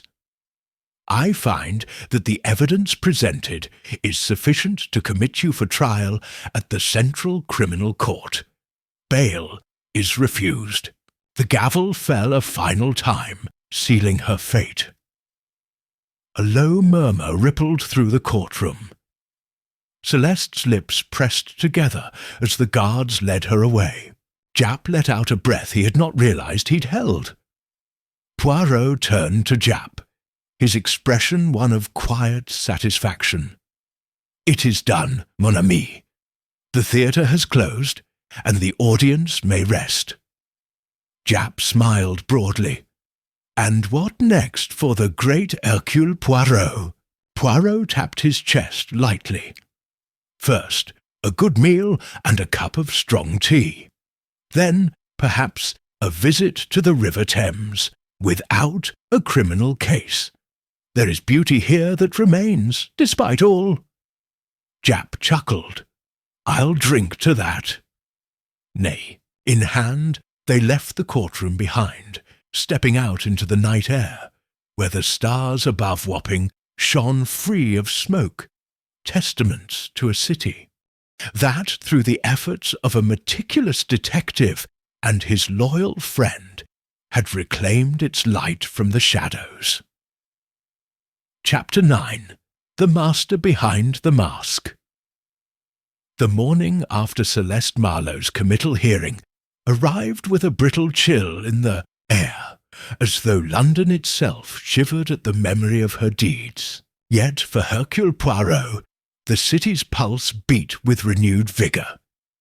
With Marlowe safely behind bars and her crimes laid bare in the cold light of justice, he felt the familiar stirrings of satisfaction that accompany the resolution of a case.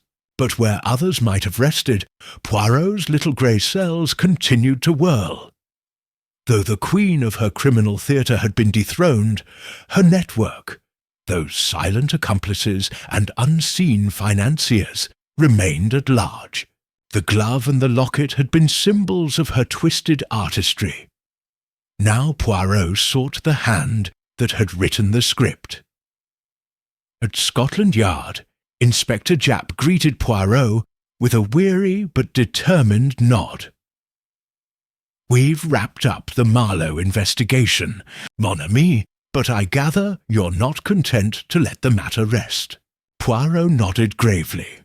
Madame Marlowe was but one player in a larger drama.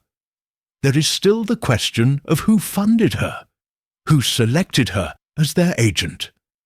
I believe that someone far more influential than a common criminal stood behind her actions. Japp frowned.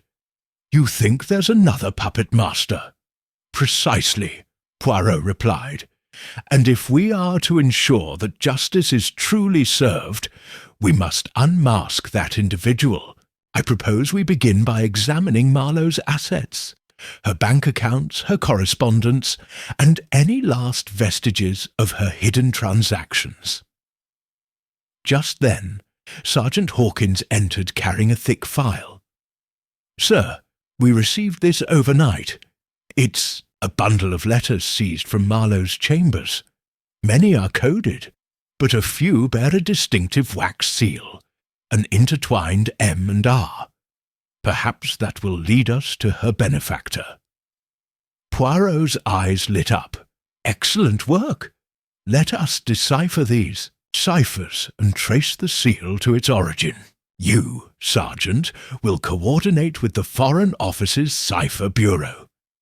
Inspector Japp and I shall review the unencoded letters ourselves." Later that afternoon, Poirot settled into his study with the unsealed letters spread before him. Tilda's ornate handwriting hinted at European sophistication. References to a cause worthy of sacrifice, requests for precision in execution, and assurances that the price will be paid in full. But most intriguing was the recurring invocation of a figure known only as the Master. He sipped his tea thoughtfully, eyes flicking between the phrases. "It is clear," he mused aloud, "that Marlowe answered to someone who remained, hidden even from her closest associates. The Master is no mere ruse. This individual has the resources to command such elaborate schemes. Fire set for symbolism, bodies hidden in boathouses, letters encoded to avoid detection. For confirmation, he turned to Japp. What of the financial records? Japp joined him, laying out ledgers and bank statements. Marlowe's account shows a series of large deposits, all in cash or bearer bonds from unknown sources. The transaction stands out. 100,000 francs wired from Geneva to an account in London, just weeks before Forsyte's disappearance. Poirot's brow furrowed. Geneva, a haven for those seeking discretion. We must investigate the source of that transfer. It may lead us to the Master. Poirot and Japp travelled to the banking district near the Strand, presenting official warrants to the branch manager. Inside the dimly lit vault room, the manager produced the ledger, bound in worn leather. Poirot scanned the entries. "Here," he said, pointing, "the transfer from Geneva, but note the beneficiary. An account under the name Van Klein & Co. We must learn more about this firm." The manager produced corporate records. Van Klein & Co. was ostensibly a shipping firm with offices in London, Marseille and New York. However, its financial statements revealed no legitimate shipping activities, only frequent transfers between shell accounts. Poirot's instincts buzzed. This facade of respectability masked a web of illicit dealings. "Inspector," he said quietly, "I propose we visit Van Klein's London offices immediately. We may find documents or personnel who can identify the Master." Japp agreed. "Agreed, but be on your guard. If the Master is as cunning as we suspect, he will not reveal himself lightly." The offices of Van Klein & Co. occupied a discreet townhouse near the river. Inside, the decor was sparse. Oak desks, ledgers neatly stacked, and a single clerk behind a polished counter. Poirot and Japp were ushered into the manager's office, where a gentleman in an immaculate suit greeted them with cool politeness. "Gentlemen," he said, extending a slender hand, "I trust you find everything in order." Poirot observed the man's subtle cues, the impeccable tailoring, the faint scent of French cologne, and the precision of his manners. Yet beneath that veneer there lay a tautness, a hint of unease at their arrival. "We are investigating the financial transactions of Madame Marlowe," Poirot began, producing the ledger. "Specifically, the transfer from Geneva. We seek to identify the source of those funds." The manager's eyes flickered, but his smile did not waver. "Madame Marlowe's transactions were conducted through our Geneva branch. We acted merely as intermediaries. You must take your inquiry there." Poirot nodded thoughtfully. "Of course. However, London law requires collateral documents, wiring instructions, correspondence. Perhaps you could provide those." The manager hesitated, clearing his throat. "I'm afraid those fall under banking secrecy laws." Japp stepped forward. "Sir, you do realize that aiding a criminal investigation supersedes those laws." The manager's composure cracked for a moment. He excused himself, leaving Poirot and Japp alone. Moments later, he returned, handing over a sealed envelope. "These are the wiring instructions you requested. Beyond that, I cannot be of further assistance." Poirot took the envelope. "Your cooperation is appreciated." As they left, he whispered to Japp, "I sense he knew more than he wished to show. But these instructions will take us to Geneva." 2 days later, Poirot and Japp stood upon Swiss soil in the city of Geneva, its streets gleaming with clean neutrality. They made their way to the branch indicated in the wiring instructions, a discreet building overlooking the Rhône. The manager, there was less reticent, though still guarded. "The account originated from a trust fund," the manager explained, sliding a ledger across the mahogany desk. "The fund is held in the name of one Alaric de Montfort. He resides in Lausanne." The name, Poirot's heart quickened. He knew of de Montfort, a French aristocrat known for his prodigious wealth, philanthropic veneer, and whispered ties to clandestine operations. The very sort of man who could hide behind layers of respectability. "Where in Lausanne?" Poirot asked, pen poised over his notebook. The manager smiled faintly. "I cannot disclose that without a subpoena, but I can tell you that de Montfort frequently transfers funds through Van Klein & Co.'s." Poirot closed his notebook. "I thank you for your cooperation." As they left, he turned to Japp. "Must act swiftly. If de Montfort learns of our interest, he will vanish, as Marlowe intended to do." That evening, Poirot and Japp arrived in Lausanne, the city's lights twinkling around the serene waters of Lake Geneva. They located de Montfort's mansion, a grand estate surrounded by iron gates. They presented their credentials to the local authorities and requested permission to search the grounds and interview the resident. By midnight, they stood in view, Montfort's opulent study, walls lined with books and family portraits. The aristocrat himself sat behind a massive desk, his fingers steepled in a gesture of controlled welcome. His silk cravat and tailored smoking jacket spoke of generations of privilege. Monsieur de Montfort regarded them with steely calm. "Detectives, to what do I owe this visit?" Poirot stepped forward.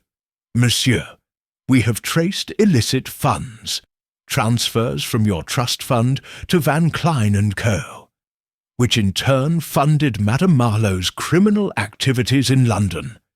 You stand accused of financing kidnapping, arson, and murder."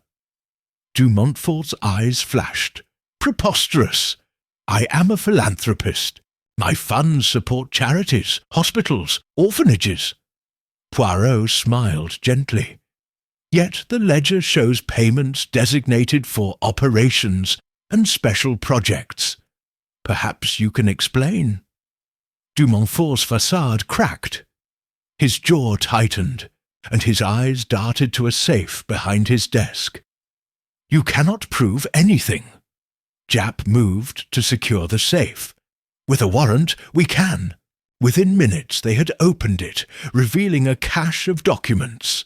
Letters from Marlowe, detailing instructions, receipts for the boathouse lease, and most damning, a decree in de Montfort's own hand, authorizing payments for discretionary eliminations. The aristocrat sank into his chair, defeated. Poirot regarded him somberly. "You thought yourself above the law, safe in your privilege, but even the highest towers cast long shadows." De Montfort bowed his head. "Yes, I underestimated the tenacity of justice. With that confession, sealed by tangible evidence, Hercule Poirot and Inspector Japp had unmasked the true master, one whose wealth had been a weapon, whose influence had shielded a criminal empire. As they escorted de Montfort back to London, Poirot felt a profound satisfaction. The web had unravelled completely, from Forsyte's burning glove to the financiers pulling the strings. The city could rest a little easier, its shadows pierced by the light of truth. And as the train carried them home, Poirot leaned back, closing his eyes. His little grey cells could finally pause, for now the drama was done, the players accounted for, and justice served in full measure. Chapter 10. The Return to Light. The morning sun filtered lazily through the tall windows of 221B Baker Street, casting soft golden patterns upon the worn oriental rug. For Hercule Poirot, accustomed as he was to the precise choreography of each new case, the quietude of his own sitting room felt almost disorienting. No smouldering crates in a warehouse, no furtive whispers in shadowed alleys. Only the gentle ticking of his mantel clock and the faint hiss of the city beyond the curtains. After long weeks of pursuit, the arrest of Celeste Marlowe and the unmasking of Alaric de Montfort had brought the entire affair to a close. Yet, as Inspector Japp had observed last evening, the resolution of one drama often heralded the beginning of another.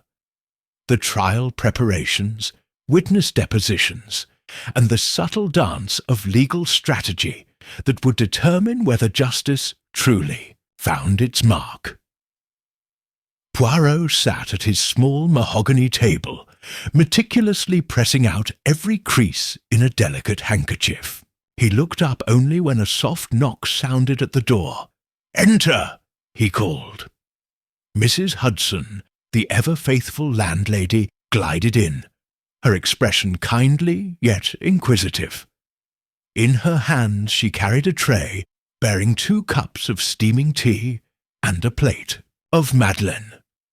"Tea, Monsieur Poirot," she offered, "and Madeleine's fresh from the kitchen. You must have been working quite late last night." Poirot smiled, lifting a cup. "Ah, Madame Hudson, you are most perceptive. Indeed, I was reviewing the bank documents and the transcripts from de Montfort's confession. The mind must remain sharp." "Very good, sir. Mrs. Hudson replied, setting the tray down. "Inspector Japp is downstairs. He said he'd stop by before heading to Bow Street to finalize the statements." "Excellent," Poirot said, inhaling the fragrant steam of his tea. "I shall join him momentarily. But first, a moment's peace before the storm of paperwork resumes." He savoured a sip of tea and a madeleine, the sweet almond taste a small comfort after the weight of so many grim revelations. The past weeks had taken him through the underbelly of London's criminal world. Abandoned boathouses, clandestine meetings, the chilling realization that wealth and privilege could mask the darkest impulses. Yet here, in the sanctuary of home, those terrors felt distant, like echoes receding at dawn. There was a knock at the door, firmer this time. Poirot set aside his handkerchief and made his way to the sitting-room's entrance, where Inspector Japp stood, hat in hand, and an air of professional urgency about him.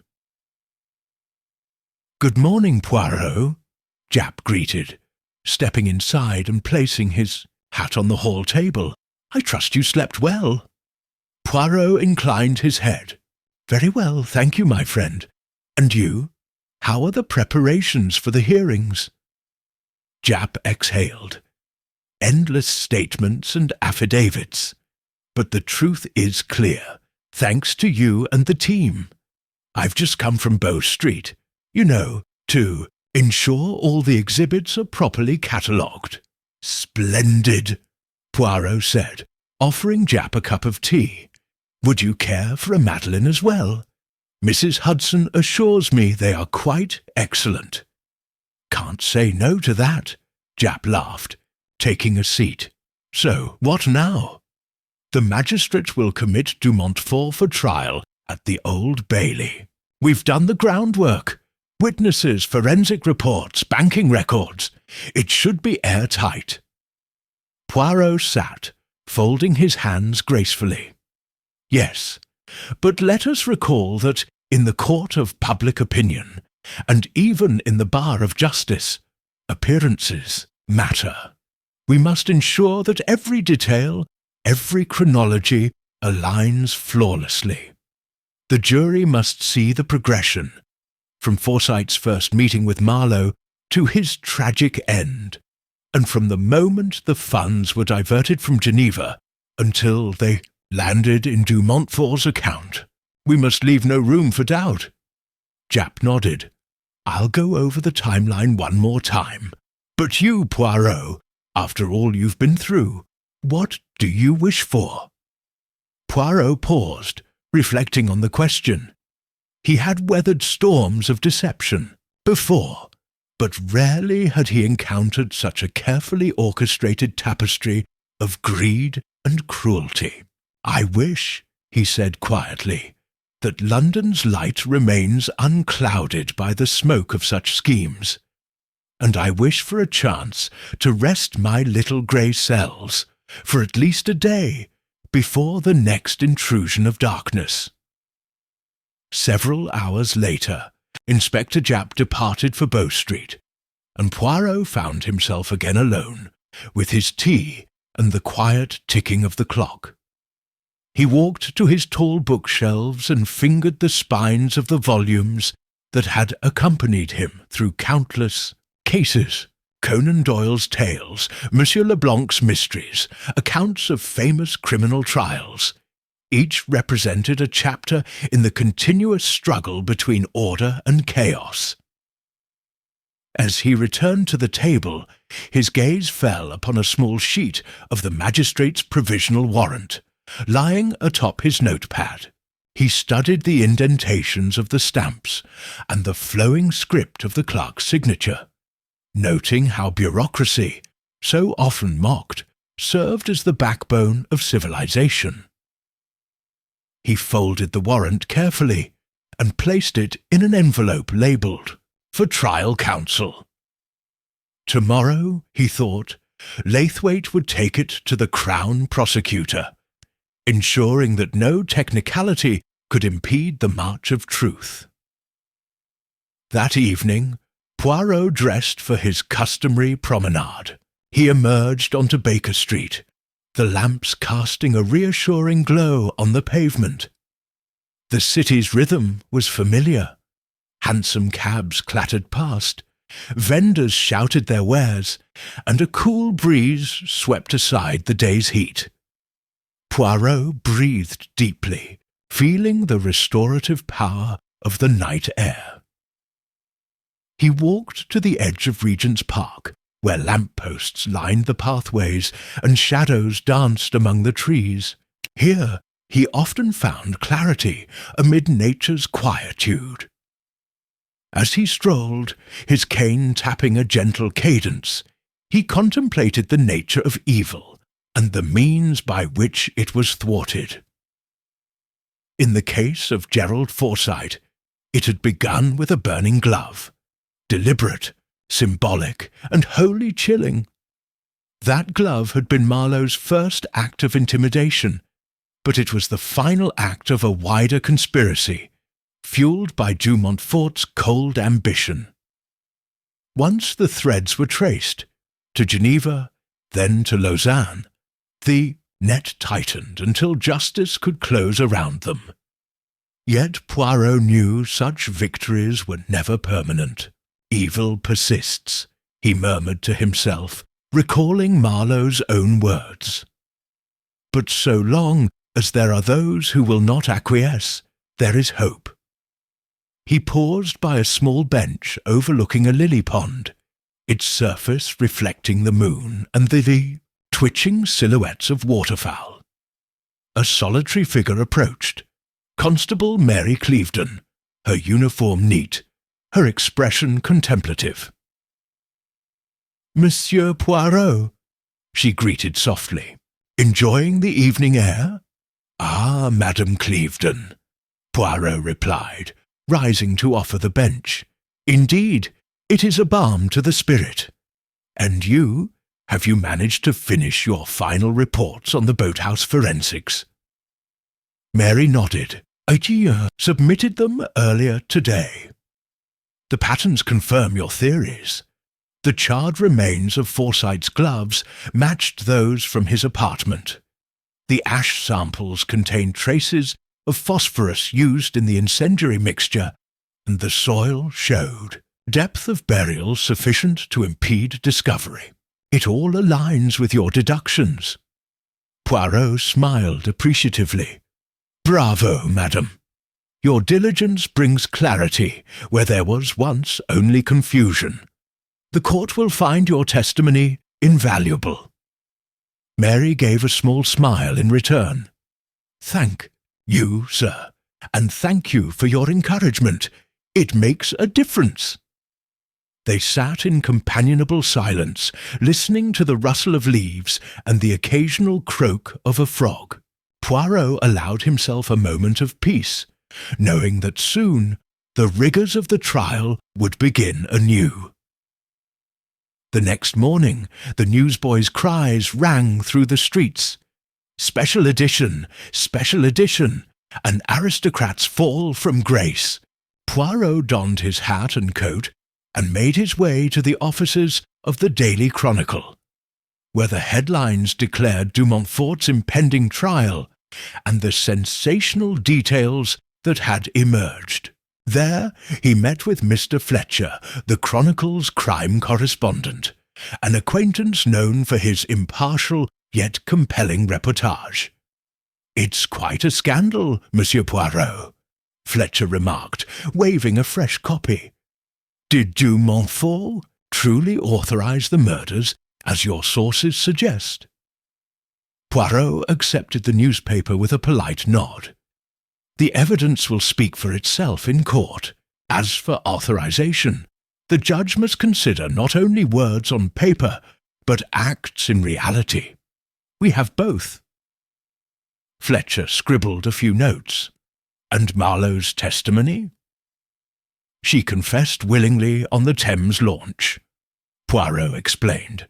"Her admission, combined with physical evidence, forms an unassailable chain. Nevertheless, the jury must hear it and weigh its credibility. Fletcher raised an eyebrow. "You sound cautious. Do you doubt the outcome?" Poirot allowed a slight smile. "In the theatre of justice, any outcome is possible, but I have confidence that truth, when fully illuminated, prevails." Their conversation concluded, Poirot offered Fletcher a quick aside.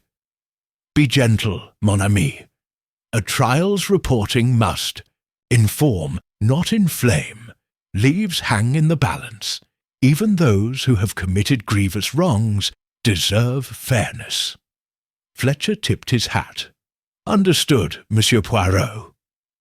That afternoon, Poirot attended the pre-trial conference at the Old Bailey. The Crown Prosecutor, tipstaff officers, and counsel for Du Montfort and Marlowe convened in a windowed antechamber. Poirot listened as arguments touched upon technical objections, chain of custody for evidence, admissibility of Marlowe's confession, and the scope of Du Montfort's financial records. When the bar fell silent, Poirot rose and addressed the panel. "May I offer a brief chronology to assist the court? On June 2nd, Gerald Forsyte met Celeste Marlowe. He proceeded to outline the timeline with calm authority, ensuring every date, every witness's name, and every document reference was precise. His delivery was concise yet thorough, leaving no ambiguity. The Crown Prosecutor, an elderly gentleman with a gravelly voice, turned to the defence counsel. "Your Honour, I submit that the evidence as presented forms a coherent narrative of premeditation and orchestration, directly implicating Alaric de Montfort as the financier behind Marlowe's criminal enterprise." The defence counsel, a silver-haired barrister with keen eyes, countered, "My lord, the prosecution's case hinges too heavily on the testimony of Madame Marlowe, a known conspirator with every incentive to shift blame. Moreover, the financial links, while suspicious, do not incontrovertibly prove intent to commit murder. I request the court require further corroboration." The judge, a stern-faced man with a shock of white hair, listened thoughtfully. After a brief recess, he ruled that all evidence was admissible, but he cautioned the jury to consider each piece carefully, especially eyewitness testimony from accomplices. As the conference concluded, Poirot felt a measure of satisfaction. Nothing in the legal process had escaped his anticipation, and now the battle would move to the public forum of a full trial, where the drama of truth would play out before 12 impartial strangers. That night, Poirot returned to Baker Street, his thoughts at once restless and triumphant. He prepared a light supper, omelette, salad, and a modest glass of Burgundy, then settled into his chair with a thick volume of Baudelaire's writings. Yet his mind remained with the trial that would begin on Monday. He opened the book at a random page, admiring the poet's insights into beauty's darker recesses. The lines seemed fitting. Chaque fleur est un miroir dans lequel se mire l'âme de l'homme. Every flower is a mirror in which one's soul is revealed. Indeed, the burning glove and the locket had mirrored the souls of Marlowe and Du Montfort, revealing their cruelty, their vanity, and their ultimate downfall. As the fire's embers glowed softly in the hearth, Poirot allowed himself a moment of self-congratulation, rare for the fastidious detective.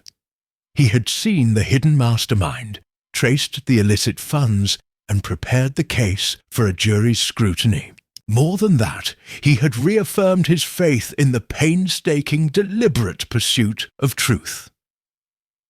Tomorrow, he would don his silk scarf and step into the august halls of the Old Bailey, ready to guide justice through the maze of human deceit. For now, though, he closed his eyes, content that the city he loved was a little safer, its shadows a little less feared. And so the final chapter of this particular case drew near its climax.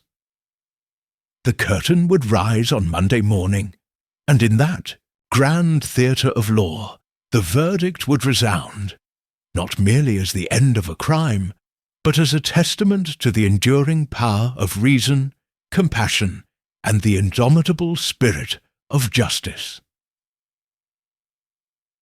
Chapter 11. Echoes of Justice. The morning sunlight broke through a pale London sky as Hercule Poirot stepped from his taxi onto the cobblestones outside the Old Bailey. Across the street, the great iron gate stood ajar, as though welcoming the culmination of weeks of tireless investigation and unrelenting pursuit of truth. Beside him, Inspector Japp offered a measured nod. "Here we are, mon ami," Japp murmured, his breath forming wisps of steam in the cool air. "Today, it ends." Poirot adjusted his silk scarf, his gaze drawing in the grand façade of the courthouse. "Indeed, Inspector. Today the voices of the jury will echo with our labours." Inside, the corridors hummed with activity. Court officers in their black and white uniforms directed barristers and reporters, while spectators craned their necks to catch a glimpse of the proceedings. The very air seemed charged with anticipation. As Poirot and Japp took their seats at the prosecution table, they were joined by the Crown Prosecutor, Mr. Harcourt, whose grave expression reflected the gravity of the moment. Across the room sat the defence team for de Montfort, a trio of eminent counsel whose confidence suggested preparation for the battle ahead. The judge, a stern figure in flowing robes, entered and took his bench. The courtroom fell silent. "Mr. Harcourt," the judge intoned, "you may address the jury." Harcourt rose, clearing his throat. He spoke with clarity and precision, briefly summarizing the chain of evidence. Forsyte's first ill-fated meeting with Celeste Marlowe, the burning glove left at his apartment, Marlowe's confession aboard the motor launch, the unearthing of Forsyte's body in the boathouse cellar, the coded letters and financial transfers leading to de Montfort, and the discovery of the decrees authorizing discretionary eliminations. Each detail drew nods of affirmation from the jury, as Harcourt delivered the narrative with solemn conviction. When he concluded, the judge called upon the defence. "Mr. Sinclair," he said, addressing lead counsel for de Montfort. Sinclair, a silver-haired man with piercing eyes, rose smoothly. He began by acknowledging the tragic fate of Gerald Forsyte and the suffering of his family. Then he embarked upon a systematic critique of the prosecution's case, questioning the reliability of Marlowe's confession, an admission made under duress in the company of her captors, casting doubt on Thorne's testimony and arguing that de Montfort's bank transfers, though irregular, could have funded legitimate philanthropic endeavours mischaracterized by the prosecution. He urged the jury to consider the absence of direct evidence placing de Montfort at the scene of any crime. Throughout Sinclair's address, Poirot observed the jury carefully. Some jurors leaned forward, their brows furrowed. Others exchanged glances. The defence's strategy was to sow sufficient doubt to fracture the seamless narrative that the prosecution had painstakingly assembled. When Sinclair concluded, the judge invited Mr. Harcourt to make his closing remarks. "Hear me carefully," Harcourt said, turning to the jury. You have seen the burnt glove, the emblem of Marlowe's cruelty, bearing the fingerprint of her accomplice. You have heard her own words, levelled against both Forsyte and his would-be rescuer. You have observed the movement of vast sums from de Montfort's coffers into those of Van Clyne and Co., and thence to Marlowe. This was no mere business transaction. It was an investment in barbarity. I submit to you that only one verdict is just. As the courtroom held its breath, the judge instructed the jury on the legal standards, proof beyond reasonable doubt, the necessity of intent, and the requirements for a conviction of conspiracy to murder. The jurors retired to deliberate, and then the spectators murmured softly. Poirot rose and turned to Japp. "And now we wait, Inspector." Japp placed a hand on Poirot's shoulder. "I've brought you a tea, Poirot. It might help calm the nerves." Graciously accepting the cup, Poirot settled into his chair. "Thank you, mon ami. A spot of tea is always welcome." Outside the courtroom, the world carried on, oblivious to the drama unfolding within. London's shops opened for the day, hansom cabs clattered by, and newsboys hawked morning editions, banners screaming of the trial. Yet for those within the Old Bailey, time had slowed, suspending judgment until the jury returned. Near the midday adjournment, Poirot found himself reflecting on the journey that had led here, from Whitehall to the docks, from back-alley warehouses to the cosmopolitan salons of Geneva and Lausanne. Every step had been guided by the faintest of clues. A scent of smoke, the crease of a glove, the cipher on a letter. It was, he mused, the minutiae of human behaviour that revealed the grandest of schemes. As he raised the teacup to his lips, he heard the judge's voice call for order. "The jury has reached a verdict." A hush fell. The jurors filed in, their faces a mixture of weariness and resolve. One by one they took their seats, and the foreman rose.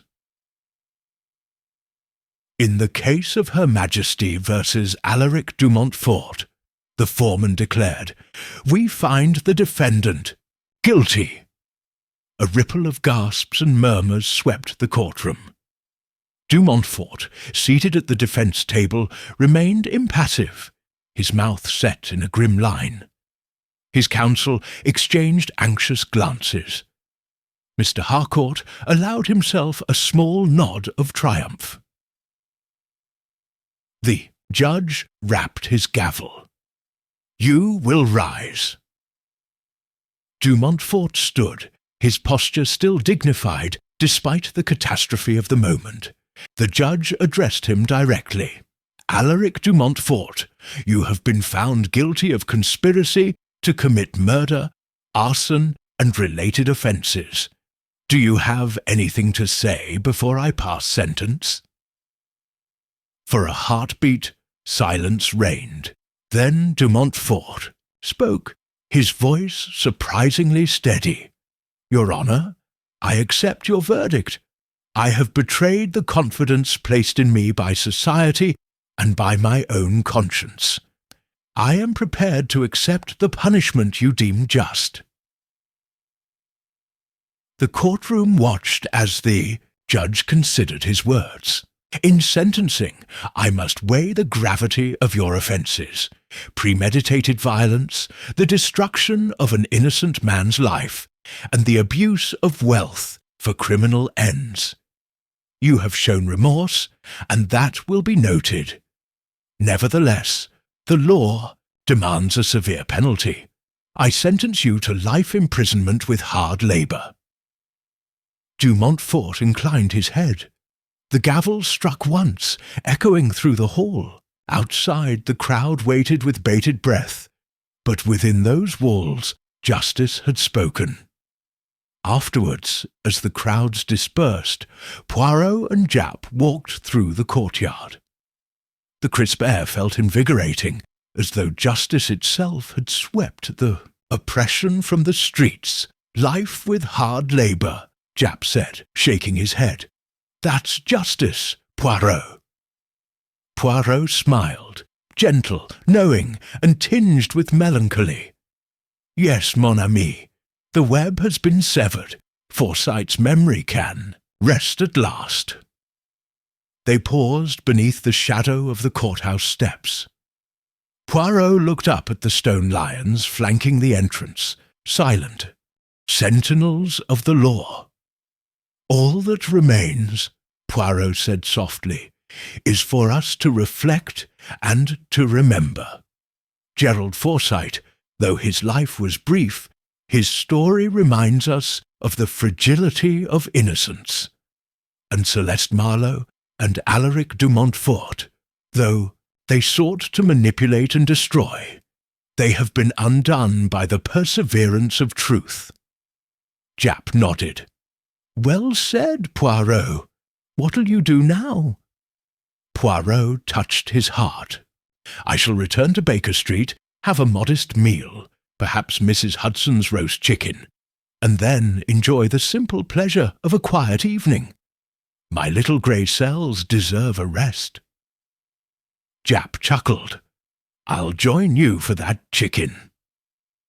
That evening, in the warm glow of his sitting room, Poirot sat before a modest hearth, the scent of roasted herbs lingering in the air. Mrs. Hudson served plates of perfectly browned chicken, buttered peas, and a light salad. Japp surveyed the spread with evident satisfaction. "To the return of light," Japp toasted, lifting his glass of burgundy. "To the triumph of justice," Poirot replied, raising his own cup. They dined in companionable silence, punctuated by reflections on the case's curious twists. After supper, while Japp read the evening paper, Poirot strolled to his bookcase, selecting a small volume of poetry. He opened it to a favourite passage, reading softly, "For truth, however hidden, is a light that guides the heart through darkest night." He closed the book, placing it gently on his writing desk, where the ledger of evidence lay folded and ready for archiving. Outside, the lamplight shone steadily on the street, and in the distance the bells of St. Mary leapt the hour, their echoes carrying over the rooftops. Poirot settled into his armchair, closing his eyes for a moment. The case that had begun with a simple glove and spiralled into a continent-spanning intrigue had reached its conclusion. Justice was done.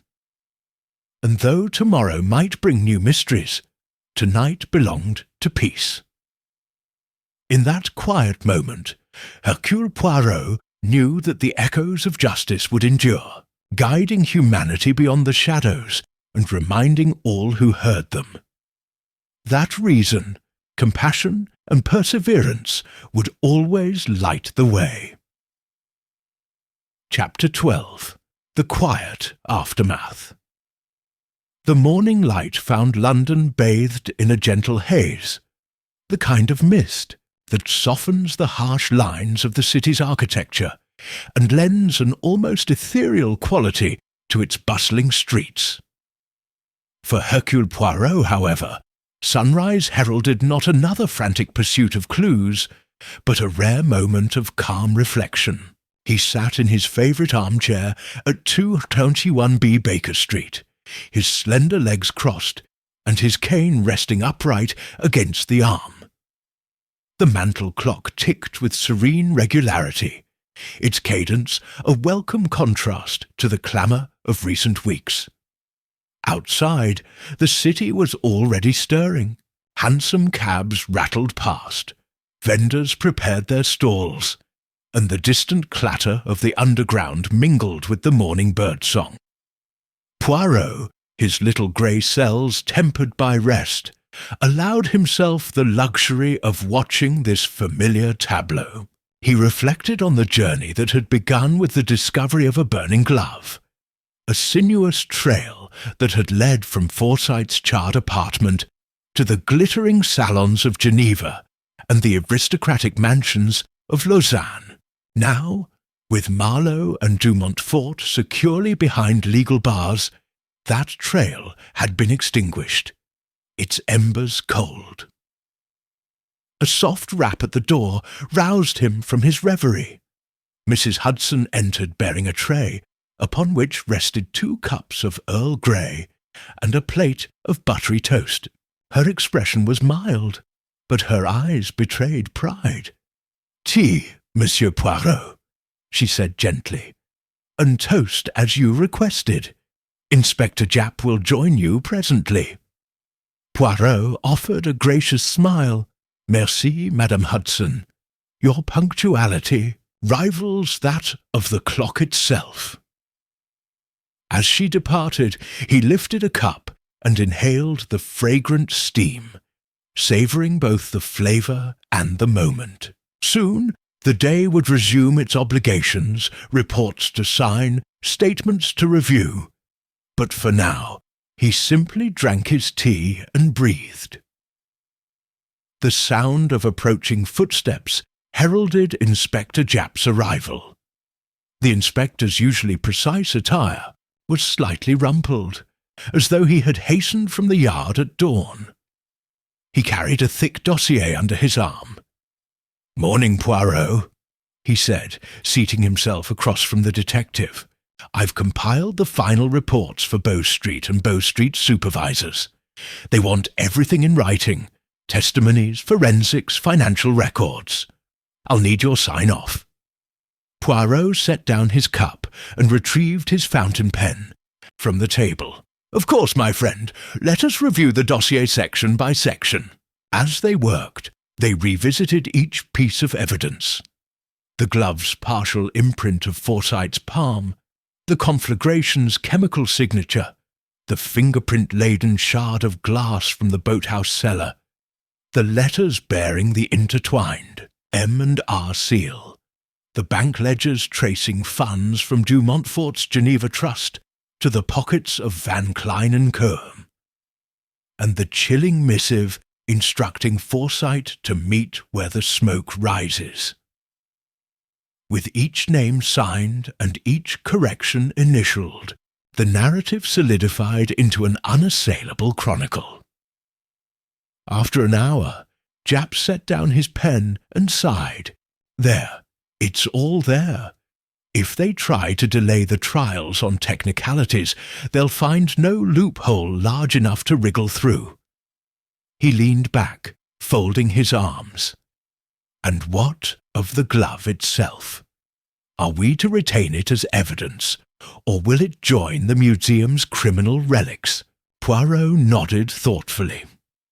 It should remain in the exhibit room at Scotland Yard for a time, accompanied by a plaque explaining its significance, the catalyst for investigations that spanned 2 countries and led to the downfall of both Celeste Marlowe and Alaric de Montfort.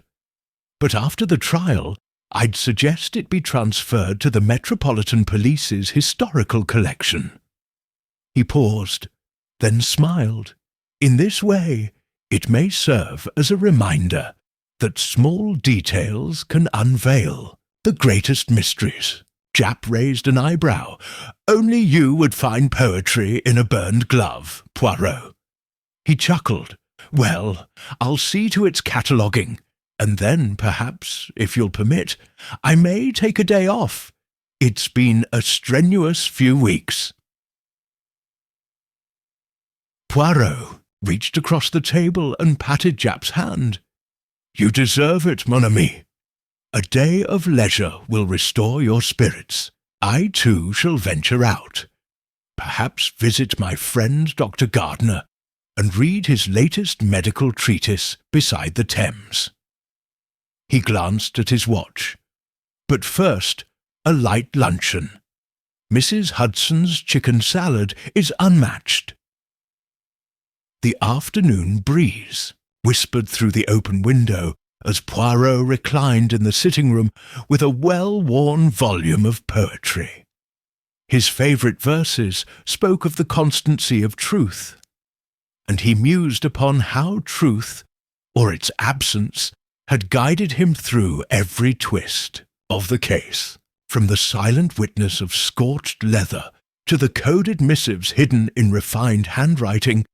Each clue had revealed a fragment of human ambition and duplicity. Yet now, he reflected, those elements had been laid bare, and justice had prevailed. Soft knock interrupted his thoughts. Constable Mary Clevedon entered, her gloves in hand and a respectful smile upon her face. "Detective," she said quietly, "I've prepared the report on the boathouse excavation. Dr. Cecil's autopsy confirms that Forsyte died from a single gunshot to the chest, consistent with Mrs. Marlowe's own admission of lethal escalation. There were no defensive wounds on the corpse, indicating he was taken by surprise." Poirot closed his book and motioned for Mary to take a seat. "Excellent work, Constable. Your attention to detail has been invaluable. The absence of defensive wounds corroborates the timeline. Forsyte was hoodwinked, lured to the boathouse under false promises, and then eliminated at point-blank range. This clarity will strengthen the Crown's case." Mary glanced toward the mantel. "I noticed the glove on display there. It seems strange to see it presented so prominently now, knowing what it represents."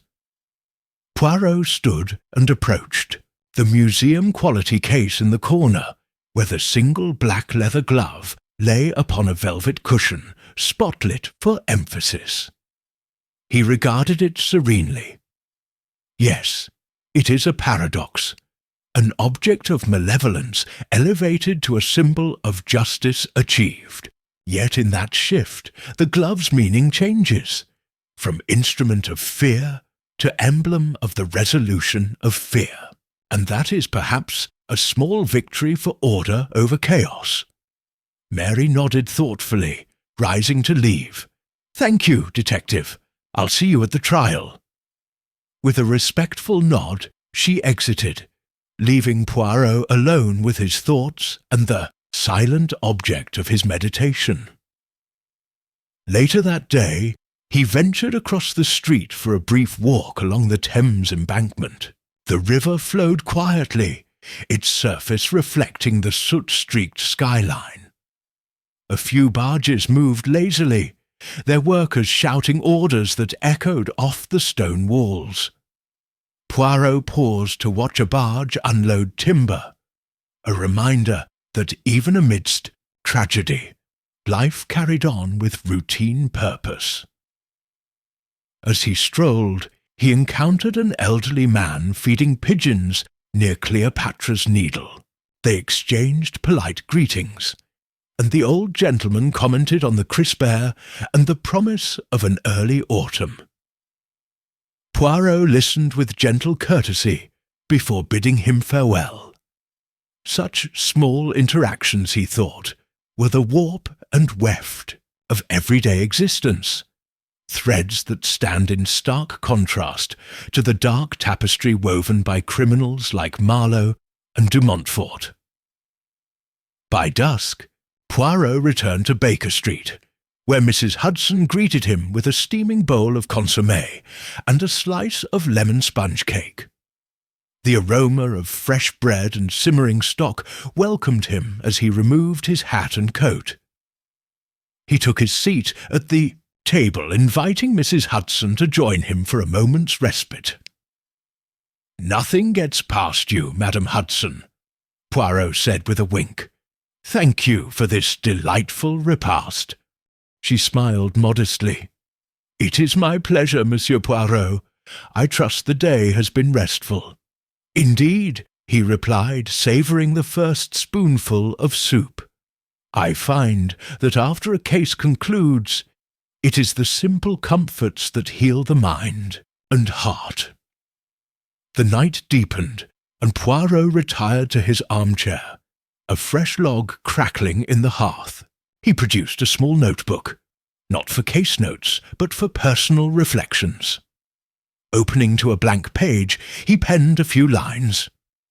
Today the city breathes freely once more.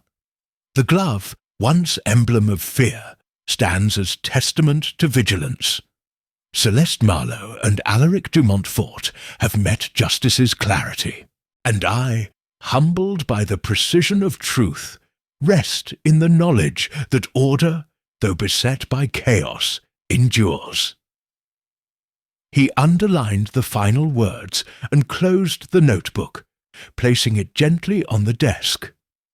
The quietude of the room, the soft glow of the lamp, and the gentle warmth of the fire combined to form a cocoon of peace.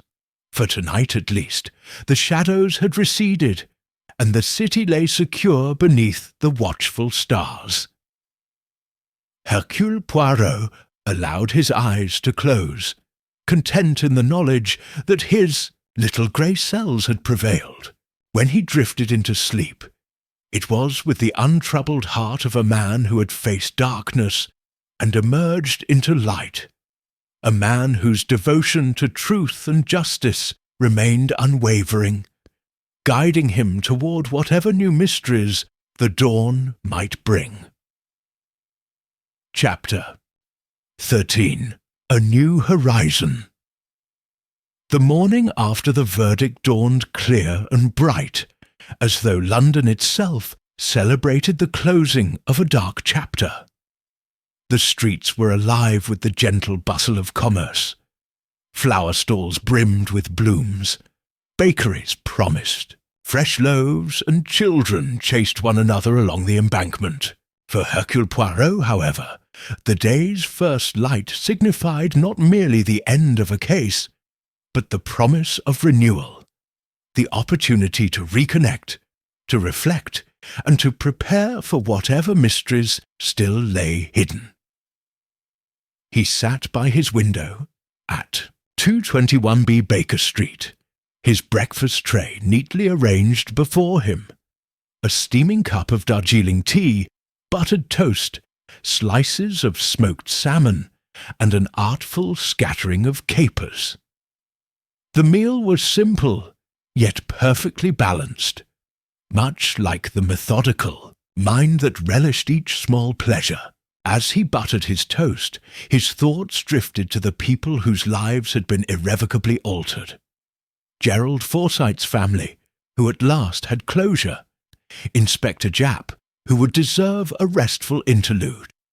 Constable Clevedon, whose diligence had demonstrated her potential for greater responsibilities, and even Richard Thorne, who awaited his own reckoning. A polite cough drew Poirot's attention. Mrs. Hudson stood in the doorway, holding a letter sealed with blue wax. "Post, monsieur," she announced with her habitual courtesy. "And there is someone to see you in the hall." "Ah," Poirot murmured, smoothing his waistcoat. "How delightful." He rose and crossed to the door, tucking a napkin into his collar. In the hallway stood Captain Arthur Hastings, his moustache slightly unkempt, but his eyes bright with anticipation. Behind him trailed a younger woman, her posture modest, her expression a blend of hope and reserve. "Monsieur Poirot," Hastings greeted warmly. "I hope I'm not intruding." Poirot extended his hand. "Not at all, mon ami. To what do I owe the pleasure?" Hastings exchanged a glance with the woman. "May I introduce you to Miss Emily Forsyte, Gerald Forsyte's niece. She asked to thank you personally for bringing her uncle's case to its conclusion." Emily stepped forward, offering a small, trembling hand. "Monsieur Poirot, I cannot express how grateful we are. My father, Gerald's brother, was tormented by uncertainty. Now, at last, we have the truth." Poirot bowed his head respectfully. "It was my duty, mademoiselle, to pursue every thread of evidence. Your family's pain gave urgency to my little grey cells." Emily gave a tentative smile. "Father asked me to deliver this." She handed him the letter from Mrs. Hudson. Poirot broke the seal and unfolded the delicate stationery. "To Master Detective Hercule Poirot, your compassion and brilliance have restored hope to our family. We invite you to join us at Greystone Manor for luncheon whenever you are free. It would mean much to share our gratitude in person. Yours most sincerely, Clara Forsyte." He looked up, touched. "I would be honoured." Hastings beamed. "I knew she would ask, and I thought you might enjoy a change of scenery." Poirot nodded. "Indeed, a sojourn amid country air will be restorative." He gestured toward Mrs. Hudson. "Madame, prepare my jacket. I depart shortly." An hour later, Poirot and Hastings alighted from a hansom at the gates of Greystone Manor, an elegant estate surrounded by rolling lawns and a scattering of ancient oaks. The facade gleamed in the afternoon sun, its white columns welcoming rather than austere. As they advanced up the pebble drive, Clara Forsyte emerged to greet them, her composure dignified yet warm. "Detective," she said, curtsying slightly. "Thank you for coming." "Madame," Poirot replied with a graceful bow, "it is I who am grateful for your invitation." He turned to Hastings. "Captain Hastings, please attend to Mrs. Hudson. She ensures I never arrive lacking." Hastings chuckled. Of course. He led Mrs. Hudson's carriage away, leaving Poirot and Clara to enter the grand hall. Inside, the air was fragrant with the scent of roses and polished wood. Portraits of Forsyte ancestors lined the walls. Men in frock coats, women in silk gowns, each gazing down with an air of benevolence. Clara gestured toward a sunlit conservatory, where luncheon awaited. As Poirot followed, Emily Forsyte appeared, her features brightening. "Monsieur Poirot, I'm so glad you came." He inclined his head. "Mademoiselle, it is a privilege." They entered a room where a long table was set with crystal, silver, and fine china. Clara's husband, Mr. Robert Forsyte, rose to greet them. "Hercule Poirot, welcome," he said, extending his hand. "Your work has been extraordinary." Poirot shook his hand. "Thank you, Mr. Forsyte. It brings me satisfaction to see your family find peace." They took their seats, and luncheon began. Consommé, smoked trout, roast pheasant with chestnut stuffing, seasonal vegetables, and a strawberry tart. Conversation flowed gently. Emily described her botanical studies. Hastings recounted tales of his military service, and Clara spoke of managing the estate's charities. As dessert concluded, Clara turned to Poirot. "Monsieur, I wonder, how do you carry the weight of so many dark stories? You solve them brilliantly, yet the human cost is profound." Poirot paused thoughtfully, wiping his lips with his napkin. "Madame, it is true that the cases I encounter often reveal human frailty at its worst, but I also see courage. The courage of witnesses who speak truth despite fear. The courage of families seeking closure. The courage of officers risking their safety. It is that spirit which sustains me. My role is to bring clarity where there was confusion, to restore balance." Clara nodded, her eyes misty. "You have done that, monsieur. Upon returning to Baker Street that evening, Poirot found a note awaiting him on his desk.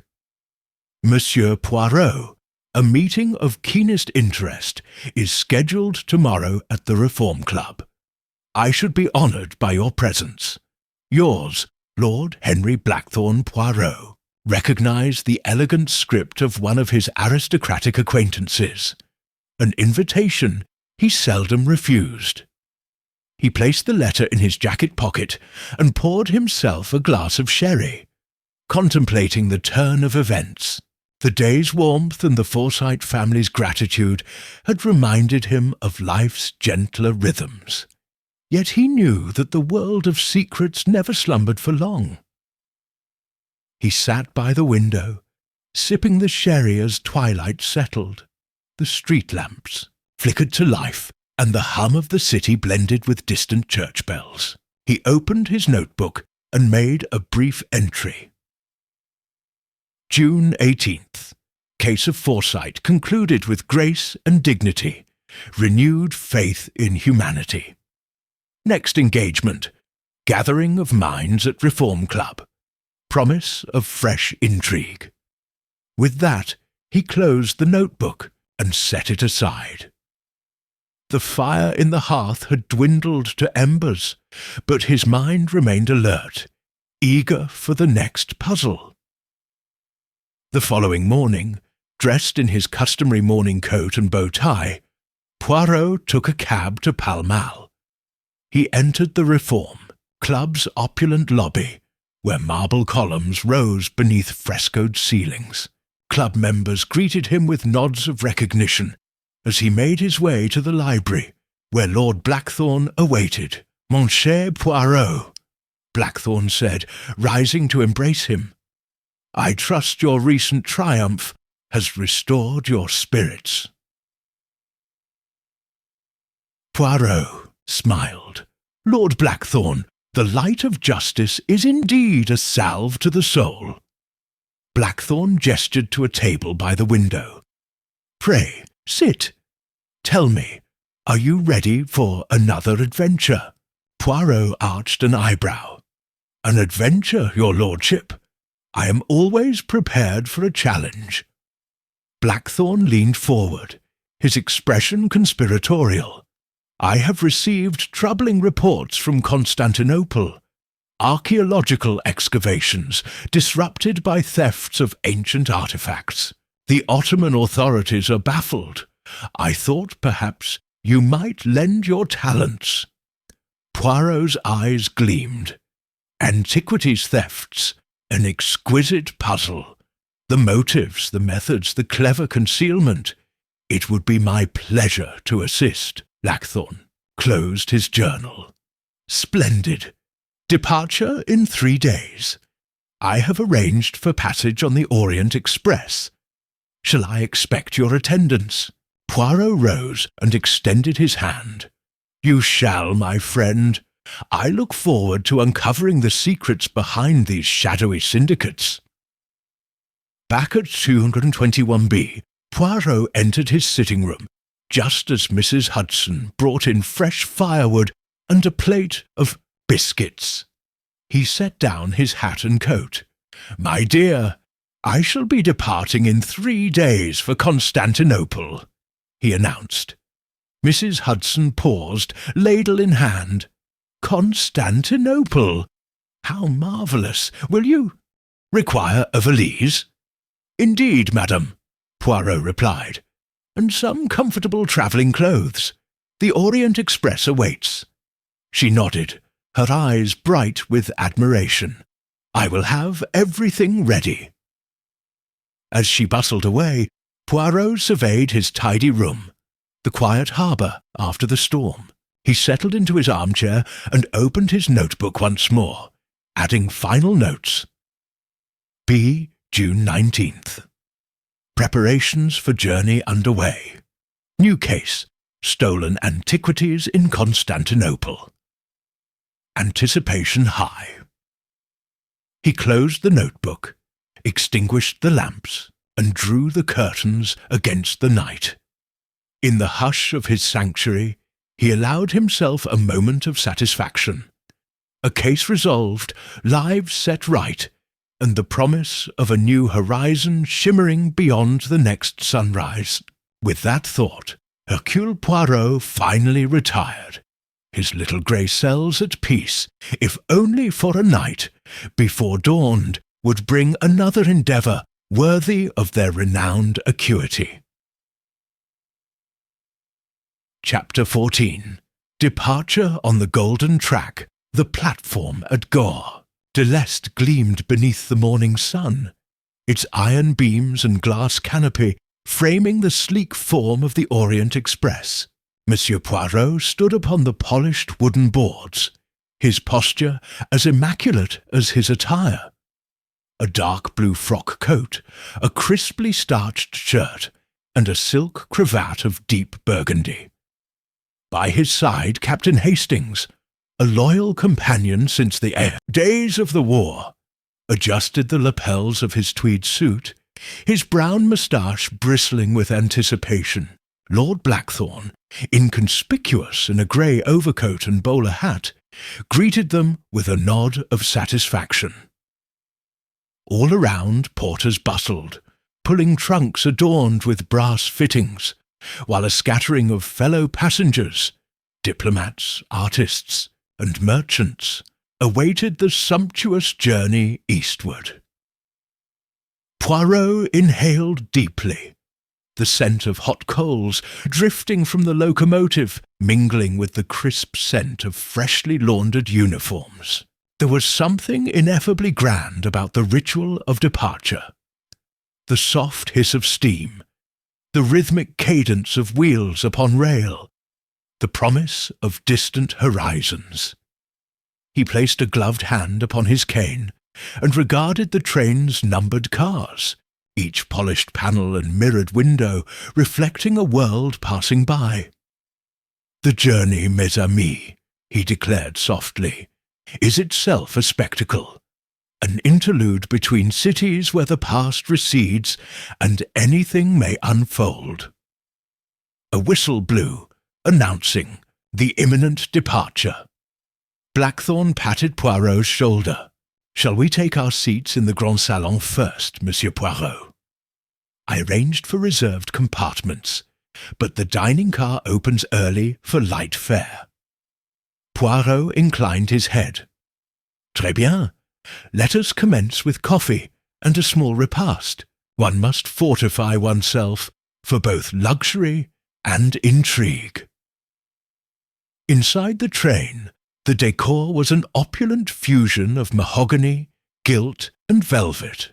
The grand salon boasted plush banquettes upholstered in ruby-red velvet, crystal chandeliers, and mirrored panels that extended the space until it seemed the ceiling vanished into the sky. The three companions found a window table, and a uniformed steward presented them with menus printed in French, English, and German. Hastings ordered strong coffee and croissants, while Blackthorne preferred a lightly buttered brioche and orange juice. Poirot, ever precise, requested the Orient Express's famed omelette aux fines herbes, paired with a delicate Darjeeling. As they waited, Hastings leaned forward, curiosity bright in his ojos. "So tell me, Poirot, why Constantinople? Antiquities, thefts seem a world away from murder and conspiracy." Poirot smiled, delicately cutting his omelette. "Mon ami, theft is but another manifestation of human desire. Only, instead of life, the prize is the relic of a vanished epoch. Yet the motives, greed, prestige, even ideology, mirror those that drive violent crimes. If these artifacts vanish into private collections, we lose not only history, but a piece of our shared humanity." Blackthorne sipped his juice. "The Ottoman authorities are at a loss. They suspect an international syndicate, smugglers who prey upon poorly guarded dig sites. They contacted me, and I thought of you." "Your confidence flatters me," Poirot replied. He polished a silver spoon between two slender fingers before setting it aside. But the Orient Express offers opportunity and risk. Crowded dining cars where secrets slip amid laughter, private compartments where conspirators convene, and long stretches of track where a crime may transpire with no witnesses but the stars. Hastings chuckled. As long as the stars don't become suspects, I'm content. Poirot's eyes twinkled. But even stars have their hidden light. We must remain vigilant. Their conversation was interrupted as the train lurched forward, each carriage vibrating in harmonious unison. Outside the windows, Paris receded, grey rooftops and wrought-iron balconies giving way to verdant suburbs, then fields dotted with poppies. The rhythm of the rails soon became a melodic accompaniment to the passing vistas.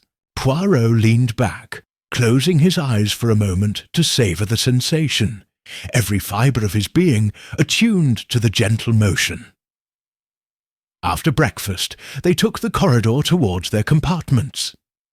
Each was elegantly furnished, a comfortable armchair, fold-away washstand, and polished luggage racks. Blackthorn's compartment adjoined Poirot's to form a suite, and Hastings occupied the opposite berth. Curtains of mohair hung at each window, and the corridor's burgundy carpet muffled footsteps. Poirot placed his travel satchel upon a rack and unfurled its contents: notebooks, a slender magnifying glass, and a porcelain water decanter. One cannot predict the challenges ahead, he murmured, but one can prepare for every eventuality. Their repose was brief. At midday, an announcement summoned diners to the restaurant car, where linen-covered tables awaited amid polished wood and stained-glass windows. Jeux de lumière bathed the interior in a kaleidoscope of colour. The maître d'hôtel, resplendent, in black tailcoat with polished brass buttons, guided them to a corner table. The menu featured consommé, quail in Madeira sauce, and a pear flonade. They dined with conversation drifting from politics to art to family. At one moment, Hastings recounted a humorous anecdote from their earlier cases. At another, Blackthorn dissected the geopolitical significance of Ottoman antiquities. Through it all, Poirot listened with polite interest, his sharp gaze occasionally drifting toward other tables. He noted a cluster of 3 men at a nearby table, 2 Turks in European dress, distinguished by neatly trimmed beards, and a tall, slender Italian with dark eyes and a carefully waxed moustache. Their table was strewn with documents, maps of Anatolia, photographs of mosaics, and a ledger marked with arabesque script. Poirot's little grey cells registered their furtive glances, the way the Italian traced his finger along the margin of a photograph as though recalling clandestine instructions. He refrained from immediate action, yet he stored every detail, knowing that, later, a pattern might emerge. After luncheon, the train entered a forested valley, sunlight dappling the trees as they sped through. Hastings leaned out the window for fresh air, delighting in the scent of pine and wildflowers. Blackthorn consulted his watch. We're due to pass through Strasbourg at dusk. The Swiss border lies just beyond. Poirot nodded. Timing is impeccable. Our targets, if indeed they are aboard, will feel secure in the journey's smooth progression. It is then we must strike, quietly and discreetly. Preparations followed. Poirot donned a black fedora and sunset-tinted spectacles. Hastings secured his revolver in a concealed holster. Blackthorne folded a set of warrant papers into his inner pocket. Together they moved back to the grand salon, where the evening light cast warm hues across the velvet seats. Poirot selected a seat facing the Italian and Turks. Hastings stationed himself near the centre, ready should a commotion arise. Blackthorne hovered behind, prepared to demand compliance if the moment came. The Italian rose to stretch and brushed past Poirot's chair as though by accident. The detective's hand flashed, intercepting the man's elbow. The man halted, startled. Poirot inclined his head, voice low. "Excuse me, monsieur. Might I inquire about the documents you carry? They appear to depict recently excavated artifacts." The Italian's gaze flickered, but he maintained composure. "Sir, they are but travel notes and architectural sketches, nothing more."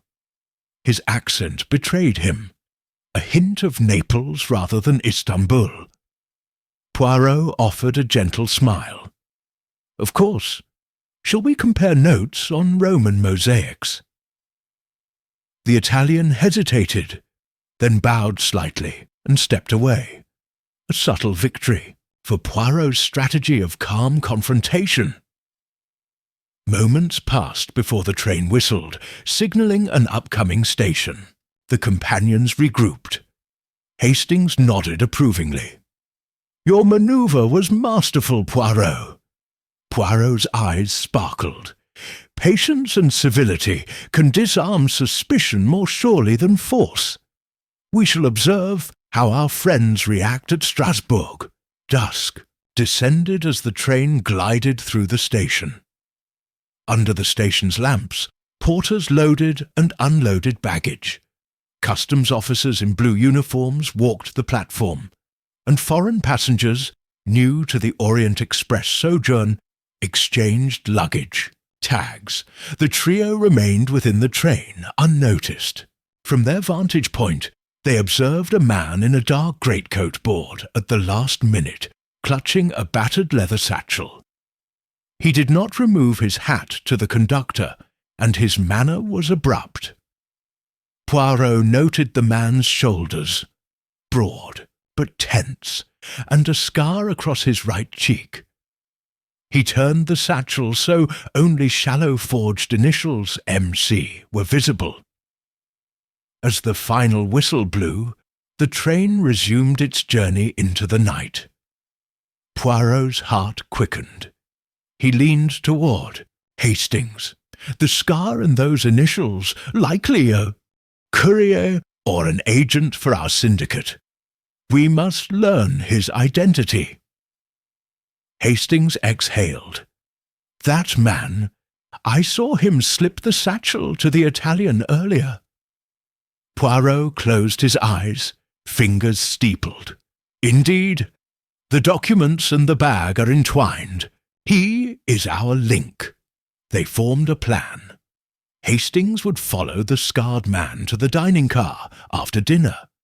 Poirot would engage the Turks under the guise of discussing Ottoman history, and Blackthorne would remain in the corridor, ready to intercept any attempt at flight. Each role was critical, each action timed to perfection. And so, beneath the tapestry of stars that unfurled outside the window, the Orient Express carried them onward, through mountains and plains, through border crossings manned by rifle-carrying guards, toward the city where stolen treasures awaited their fate. In the hush of the sleeping cars and the quiet clatter of wheels over steel rails, Poirot's little grey cells gleamed with anticipation. For on this gilded track, beneath the veneer of luxury and comfort, secret crimes still thrived. And this time, they would witness their unmasking firsthand. Chapter 15. Crossroads of Intrigue. The train's rhythmic clatter was a midnight lullaby as the Orient Express threaded its way through the snow-topped Alps. Within the richly appointed Grand, Salon faint lamplight glimmered on polished mahogany and gilded accents. A hush settled over the few remaining late-night diners, each attuned to the sway of the car, to the muted strains of the violin, and to the unspoken sense that the journey's pleasures masked a deeper drama. Hercule Poirot occupied his usual seat by the window, cane resting within easy reach, eyes narrowed in attentive repose. Captain Hastings sat opposite him, nursing a nightcap of brandy, while Lord Blackthorne surveyed the few remaining passengers. Each face held its own story, some bored, some weary, some hiding thoughts best left unspoken. Yet Poirot's little, grey cells were alert to every nuance. A startled glance, a slight tremor of a hand, the faint odour of cologne used to conceal more unusual scents. Across the car, the Italian scientist, Professor Marco Conti, engaged the two Turks, Ahmed Pasha and Selim Bey, in earnest conversation about the preservation of Byzantine mosaics. Yet the ledger of maps and photographs, once carelessly strewn about their table, had vanished. In its place lay a single photograph of an unfinished excavation, a mosaic half concealed beneath fresh earth. The men's laughter, once cordial, had grown clipped. Poirot observed the trio with interest. Their drama had shifted. No longer were they plotting in full light. Now they manoeuvred behind the veil of friendly dialogue. He caught Conti's fingers tracing a margin of the photograph, smudging a corner. When Selim Bey rose abruptly to refill their water, Conti's eyes flicked to Poirot's compartment beyond the curtain. A subtle but telling sign. Conti believed Poirot's scrutiny could yet be diverted. Knowing that the scarred courier, Mr. MacLeod, now occupied a berth in carriage D, Poirot turned to Hastings. "Mon ami, shall we pursue our quarry through the sleeping cars?" Hastings nodded. "Lead the way, Poirot. I'll watch our rear." They slipped quietly from the salon, crossing the corridor carpeted in dignified burgundy. In the dim light of carriage C, they paused. Hastings peered through a window to where two uniformed attendants stood chatting by the vestibule, a perfect cover for clandestine passage. Poirot gently tapped on the glass, and the attendants stepped aside, permitting them entry without question. In carriage D, the compartments lay silent except for the occasional rustle of bedding. Poirot's keen ear detected a faint shuffle behind the door marked MacLeod. Hastings produced his handkerchief, wrapping it around his hand before gripping the cold metal knob. With a soft click, the door opened to reveal the scarred man, seated on his berth, clutching the battered leather satchel. MacLeod's eyes widened when he saw Poirot's silhouette. His free hand darted toward a pocket, perhaps for a weapon, perhaps to destroy evidence. Hastings lunged, yanking the satchel from MacLeod's grasp as Poirot stepped inside with calm authority. "Monsieur MacLeod," Poirot intoned, "I believe you will find it more agreeable to explain your role in tonight's enterprise than to resist. The passenger list, the ledgers you carried, even this satchel's initials, MC, link you directly to the smuggling ring." MacLeod's sneer faltered. He opened his mouth to speak, but produced only a cough. Hastings prodded the satchel's clasp, forcing it open. Inside lay a stack of documents, a list of coded names, a manifest of artifacts to be exchanged at Belgrade, and a small packet labelled Byzantine Fragments. Underneath, a sealed letter bearing Professor Conti's handwriting. Poirot picked up the letter. "Ah, Professor Conti, so you have direct evidence of his involvement." He broke the seal. "This will do nicely." The letter detailed instructions to intercept shipments at the next border, arranging for MacLeod to collect the goods and deliver them to an accomplice in Istanbul. MacLeod's shoulders slumped. "I never wanted to be a murdering criminal. I needed the money." His voice quavered. "She threatened my family." "Here, here," Poirot replied. "You will accompany us to the dining car. There, you will answer for your actions before the conductor and the local authorities at our next stop." Hastings pressed his shoulder. "Let's move, MacLeod." Back in the Grand Salon, Poirot produced the letter and documents. The violinist's bow paused mid-stroke as the conductor entered, summoned by Blackthorn's discreet signal. Within moments, MacLeod appeared flanked by Hastings and 2 attendants. Poirot stood. "Ladies and gentlemen, I regret to inform you that this passenger has been engaged in illicit trafficking of priceless antiquities. These documents," he held them aloft, "tie him to the missing Byzantine fragments recently excavated near Antioch. We will deliver him into the hands of the Yugoslav border authorities at the next station." The conductor nodded gravely. "I shall prepare the manifest."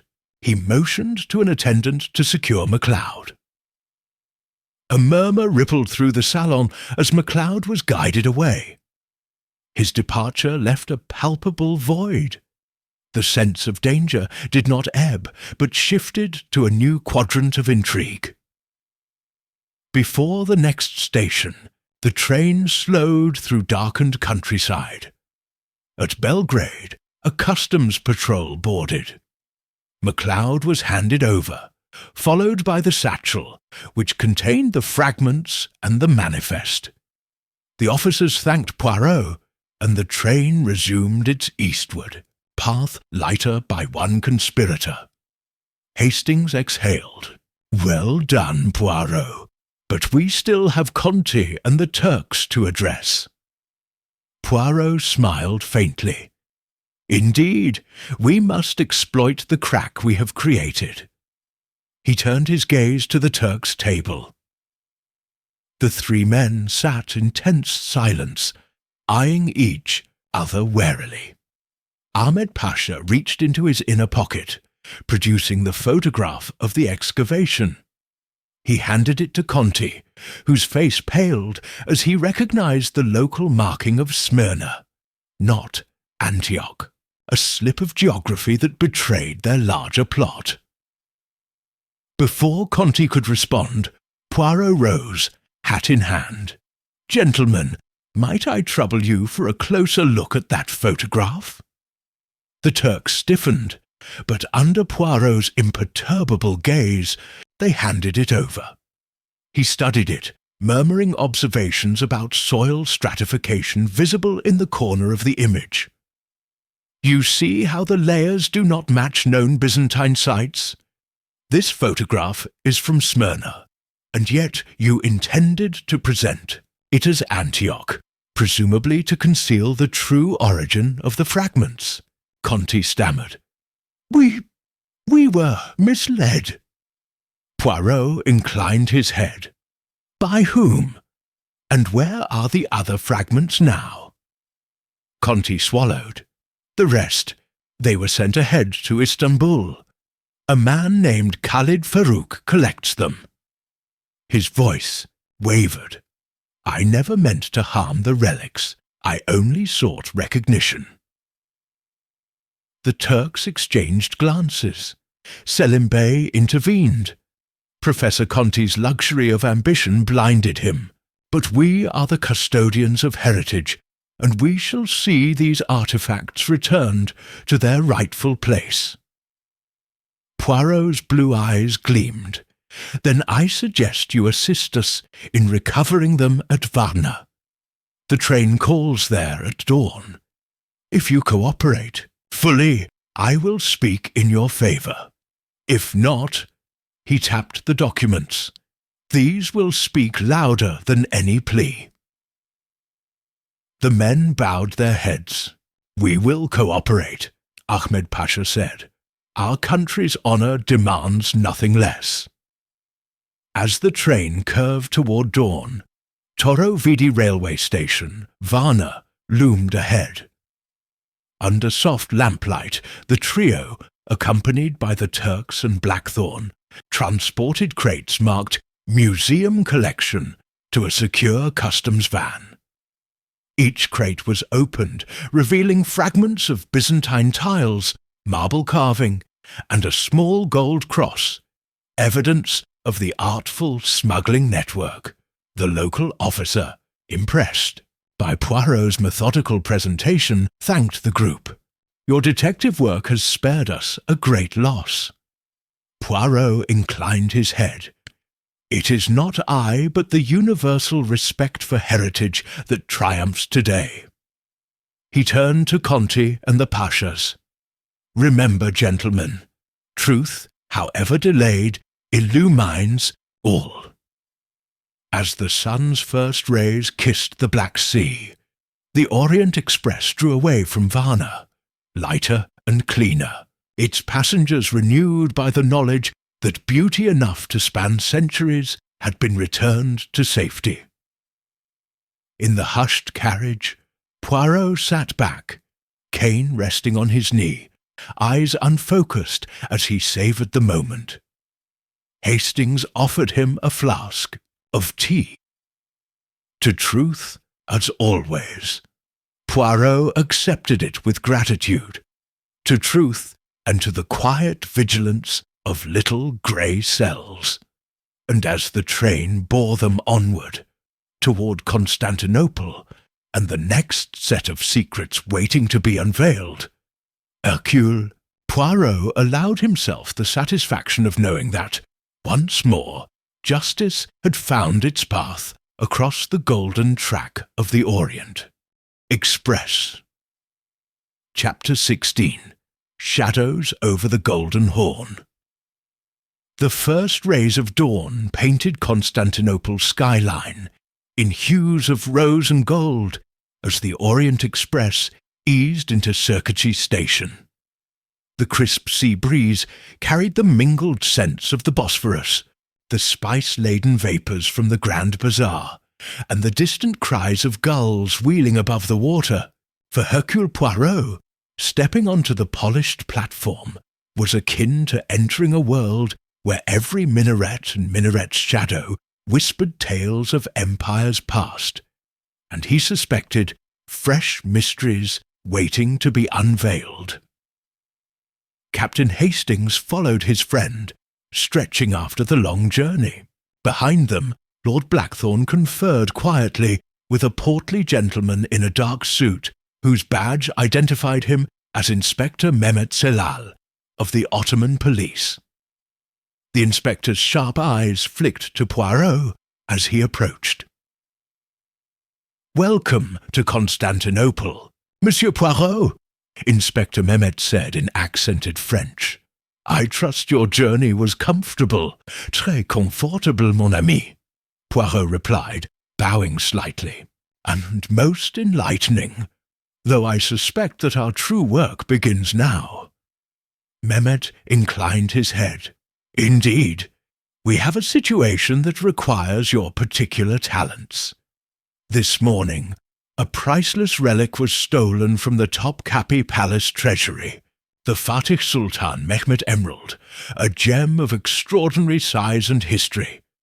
It vanished without a trace, and our best efforts, guards, locks, patrols, have yielded nothing. We fear an inside job coordinated with outside assistance." Poirot's eyes gleamed. "An intriguing challenge. Pray, allow me to examine the scene at once." The group made its way through the labyrinthine streets of the old city in a fleet of black phaetons. Poirot studied the facades of 19th-century mansions, Ottoman-era fountains, and narrow lanes lined with tea-houses. The air thrummed with life, merchants shouting, horses' hooves clattering, and the distant sound of the muezzin's call muttering over tiled rooftops. At the palace gates, the sentries snapped to attention, and Inspector Mehmet presented his credentials. The governor's aide appeared to lead them through courtyards rich with fruit trees and tiled pools. Here and there, palace guards in crimson and gold tunics stood at formal attention, eyes flicking nervously to the detective's small group.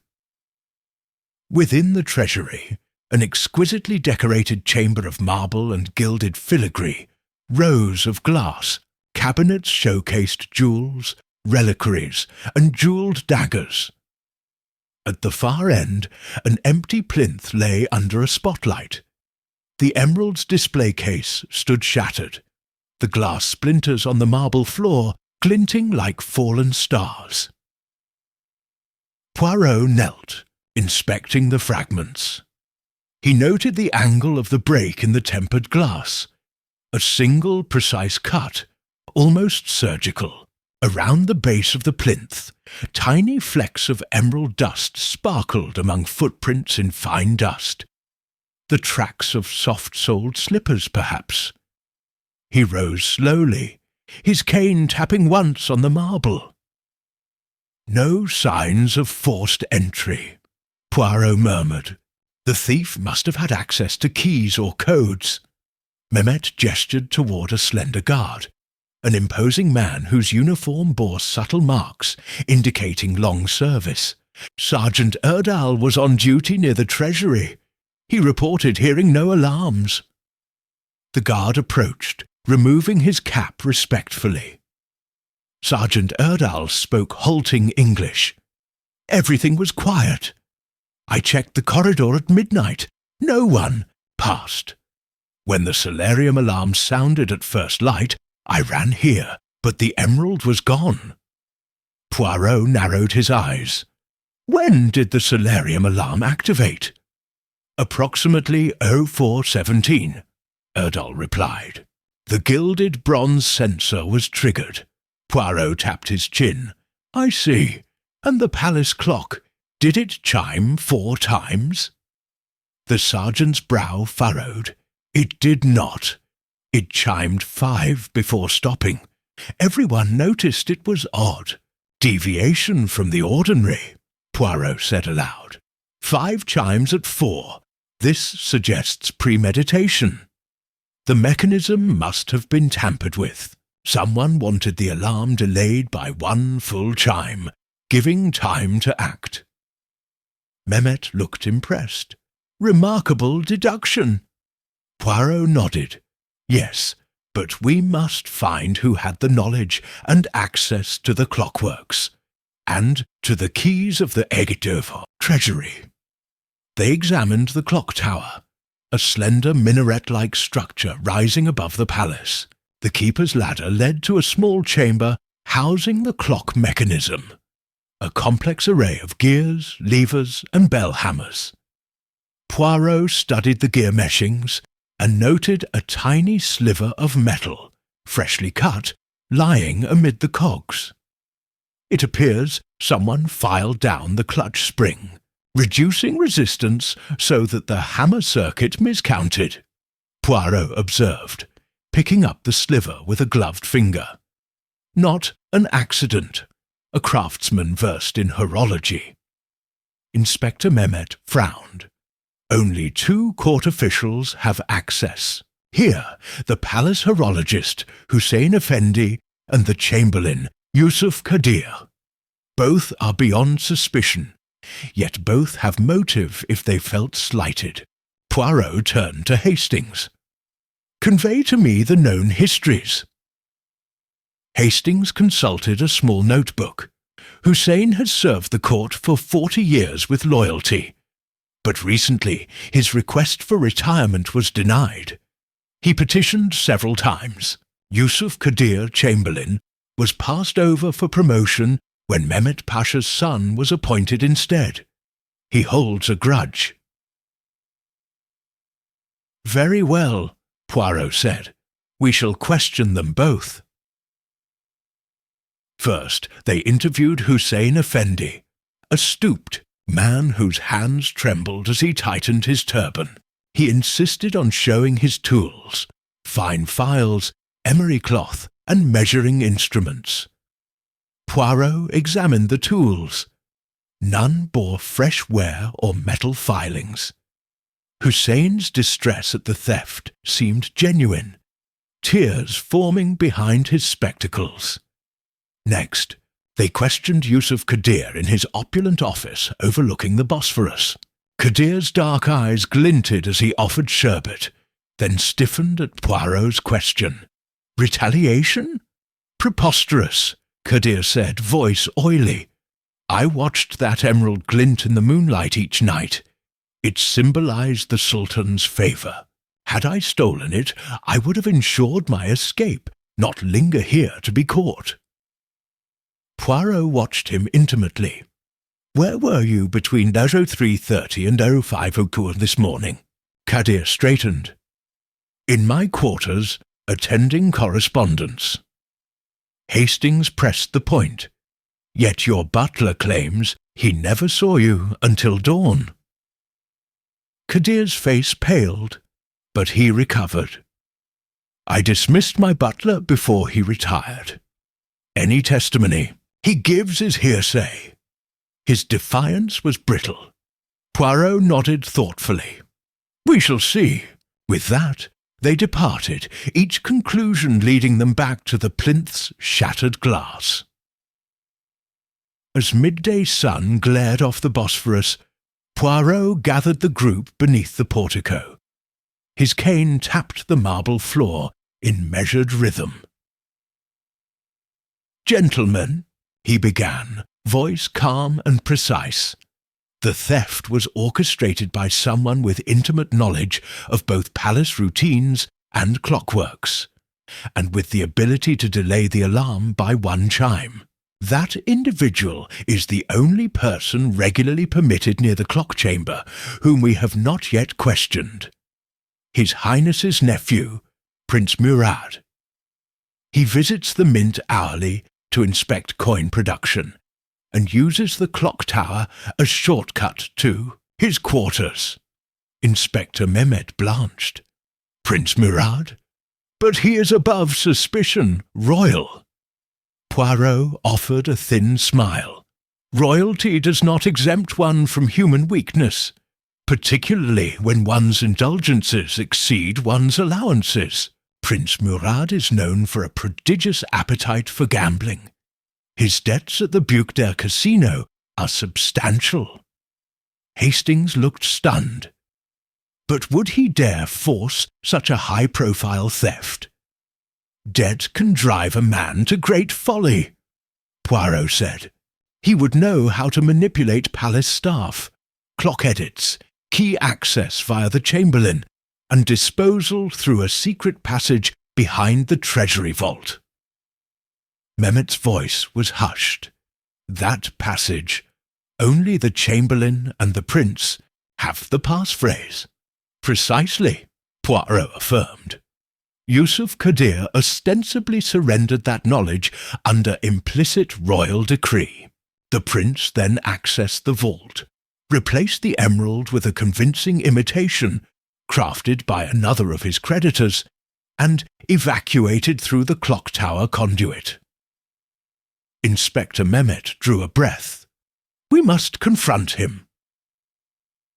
An hour later, in the marble corridor leading to the prince's quarters, Poirot and Mehmet approached the ornate double doors, guarded by two palace eunuchs.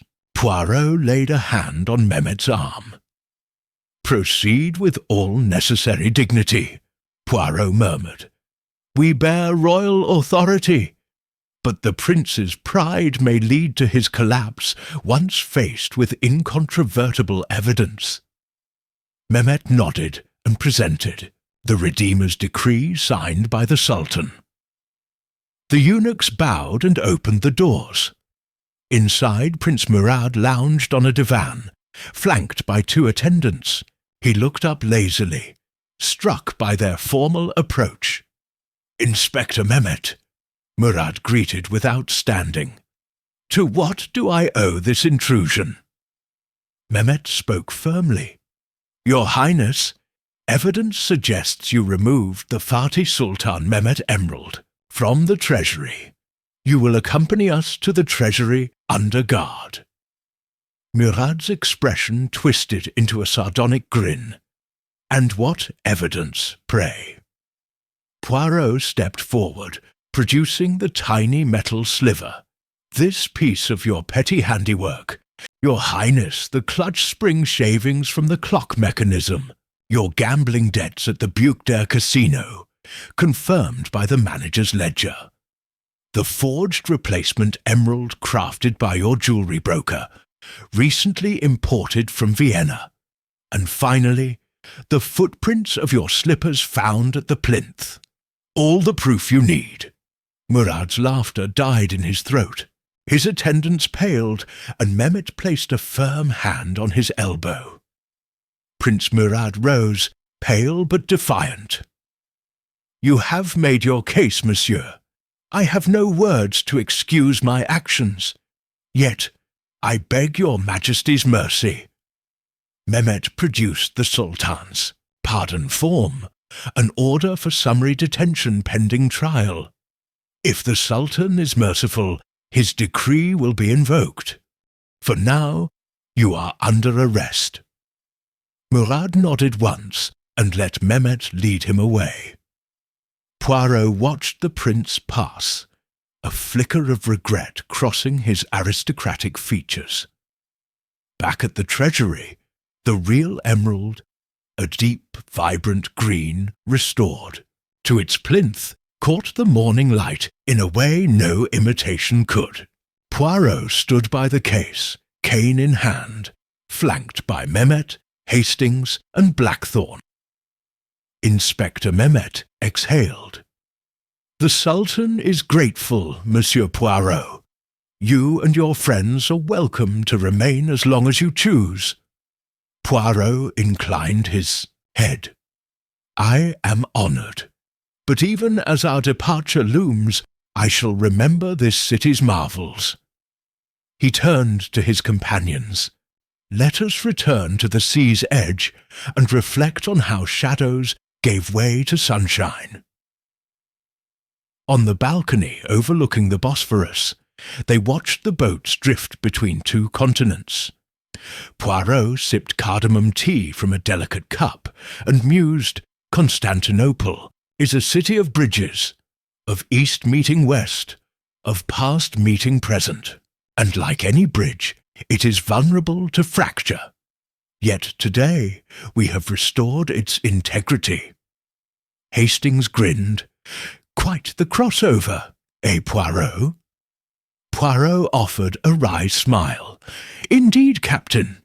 The world's grandest crossings are those of the human heart, from temptation to redemption." And as the morning breeze carried the muezzin's call across the water, Hercule Poirot allowed himself a moment of satisfaction, his little grey cells at rest for at least the duration of one perfect, sunlit hour.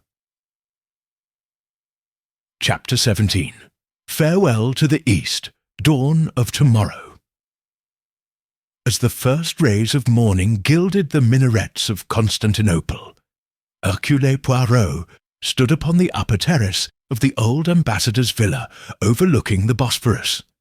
The city below was already awakening, the clatter of carts on cobbled streets, the distant rumble of boat engines, and the soft voices of fishmongers heralding the day's catch. For Poirot, however, this moment was suffused with bittersweet resonance. The case of the Fatih Sultan Mehmet Emerald had reached its denouement, harmony restored between East and West, and the golden track of the Orient Express now beckoned him westward once more. Captain Hastings joined him at the balustrade, tipping his cap against the sun. "Well, Poirot, it's done. The prince is in custody, awaiting the Sultan's judgment. The emerald is back where it belongs, and justice has shown its light." He glanced at the horizon. "What will you miss most about this place?" Poirot closed his eyes, inhaling the fragrant air. A blend of sea salt, jasmine, and morning coffee from a nearby café. The confluence of history, mon ami. Here, every stone echoes 1,000 tales. I shall miss the mosaic patterns in the ancient cisterns, the mosaic patterns of human character intertwined with greed, courage, and ultimately honour. Hastings chuckled. "You'd make a philosopher of yourself yet, Poirot." The detective inclined his head with a modest smile. Perhaps philosophy and detection are but two sides of the same coin. One seeks truth in ideas, the other in actions. And here in Constantinople, ideas and actions have danced across the ages. Inside the villa's grand salon, a room festooned with velvet draperies and Ottoman tapestries, Lord Blackthorne and Inspector Mehmet Celal reviewed the final shipping, documents and certificates for the emerald's return to Topkapi. Mehmet handed Poirot a sealed scroll bearing the Sultan's seal. "This," Mehmet said with reverence, "is the Sultan's official commendation for your services.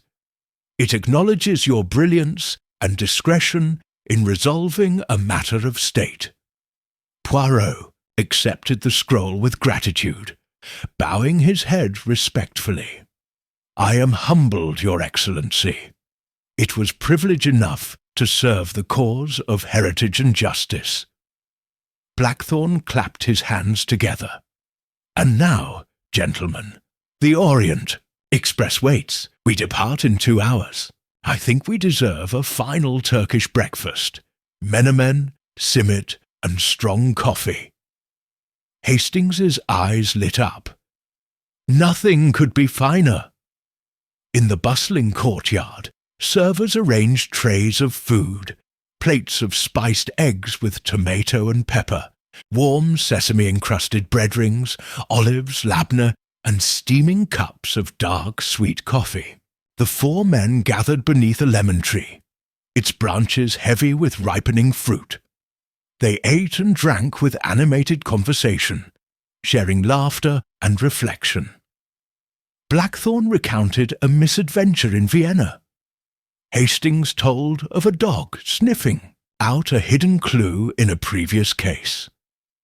Mehmet spoke of the palace clock's repair and the admiration of the horologist, Hussein Effendi, who had regained the Sultan's favour through his cooperation.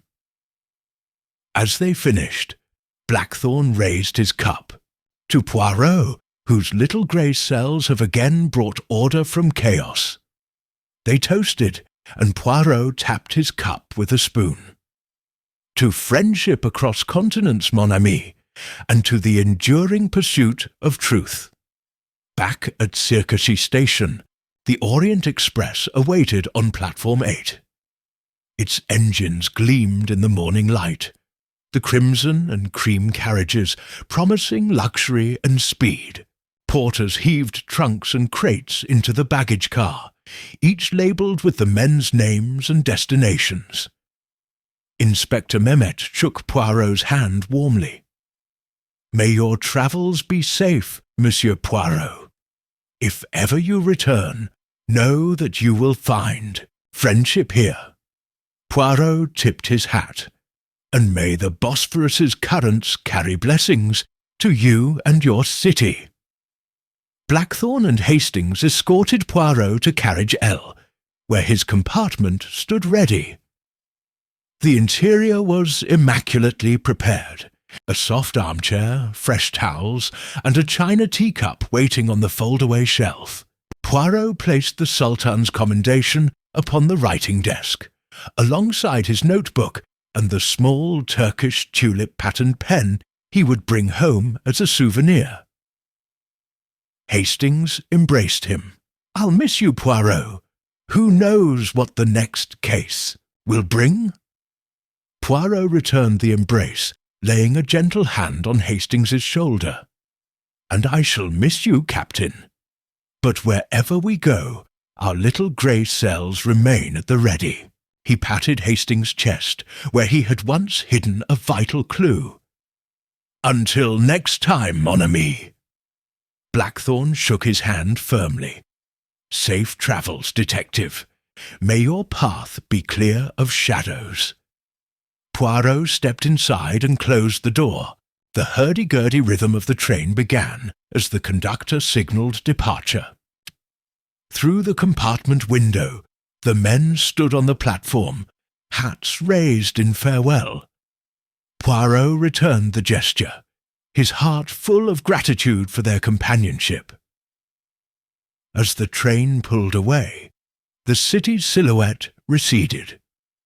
The Golden Horn glistened beneath a cloudless sky, while minarets and church domes faded into the distance. Within the carriage, Poirot settled onto a plush seat and gazed at the passing landscape.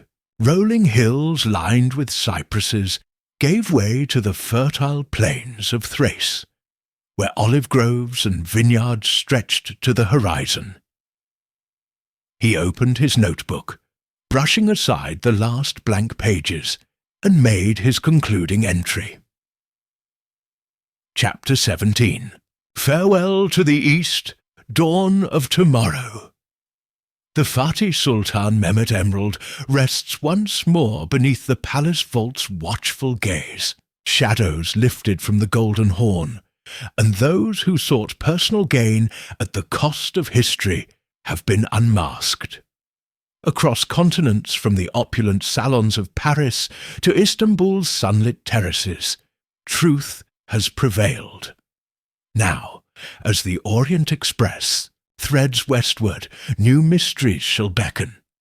Yet, in every time zone, in every dialect, the call remains the same. Follow the clues, pursue the light. And so, with gratitude and humility, I close this chapter, ready to awaken my little grey cells to the riddles of tomorrow. He underlined the final sentence, closed the notebook, and placed it on the desk. Then, lighting a slender cigar, a rarity but a fitting celebration, Poirot leaned back. The warm smoke curled toward the ceiling as the countryside blurred beyond the window. A soft knock preceded the appearance of the steward, who offered a tray with a steaming pot of Darjeeling and a plate of delicate pastries. "Merci, mon ami," Poirot said, accepting the tea. "May I have a moment's peace before we reach Belgrade?" The steward bowed and departed, and Poirot cradled his cup, the fragrant steam mingling with the lingering aroma of the Bosphorus and the cypress-scented air of Thrace. He closed his eyes, allowing himself a rare moment of reflection. The journey, like life, was filled with detours and revelations, betrayals and redemptions. But for every shadow there was light, sometimes flickering, sometimes blazing, always beckoning. And so, as the Orient Express bore him homeward, Hercule Poirot, detective, philosopher, and eternal seeker, prepared to open his mind to the next mystery on the horizon, secure in the knowledge that wherever darkness might lie in wait, his little grey cells would be there to illuminate its secrets.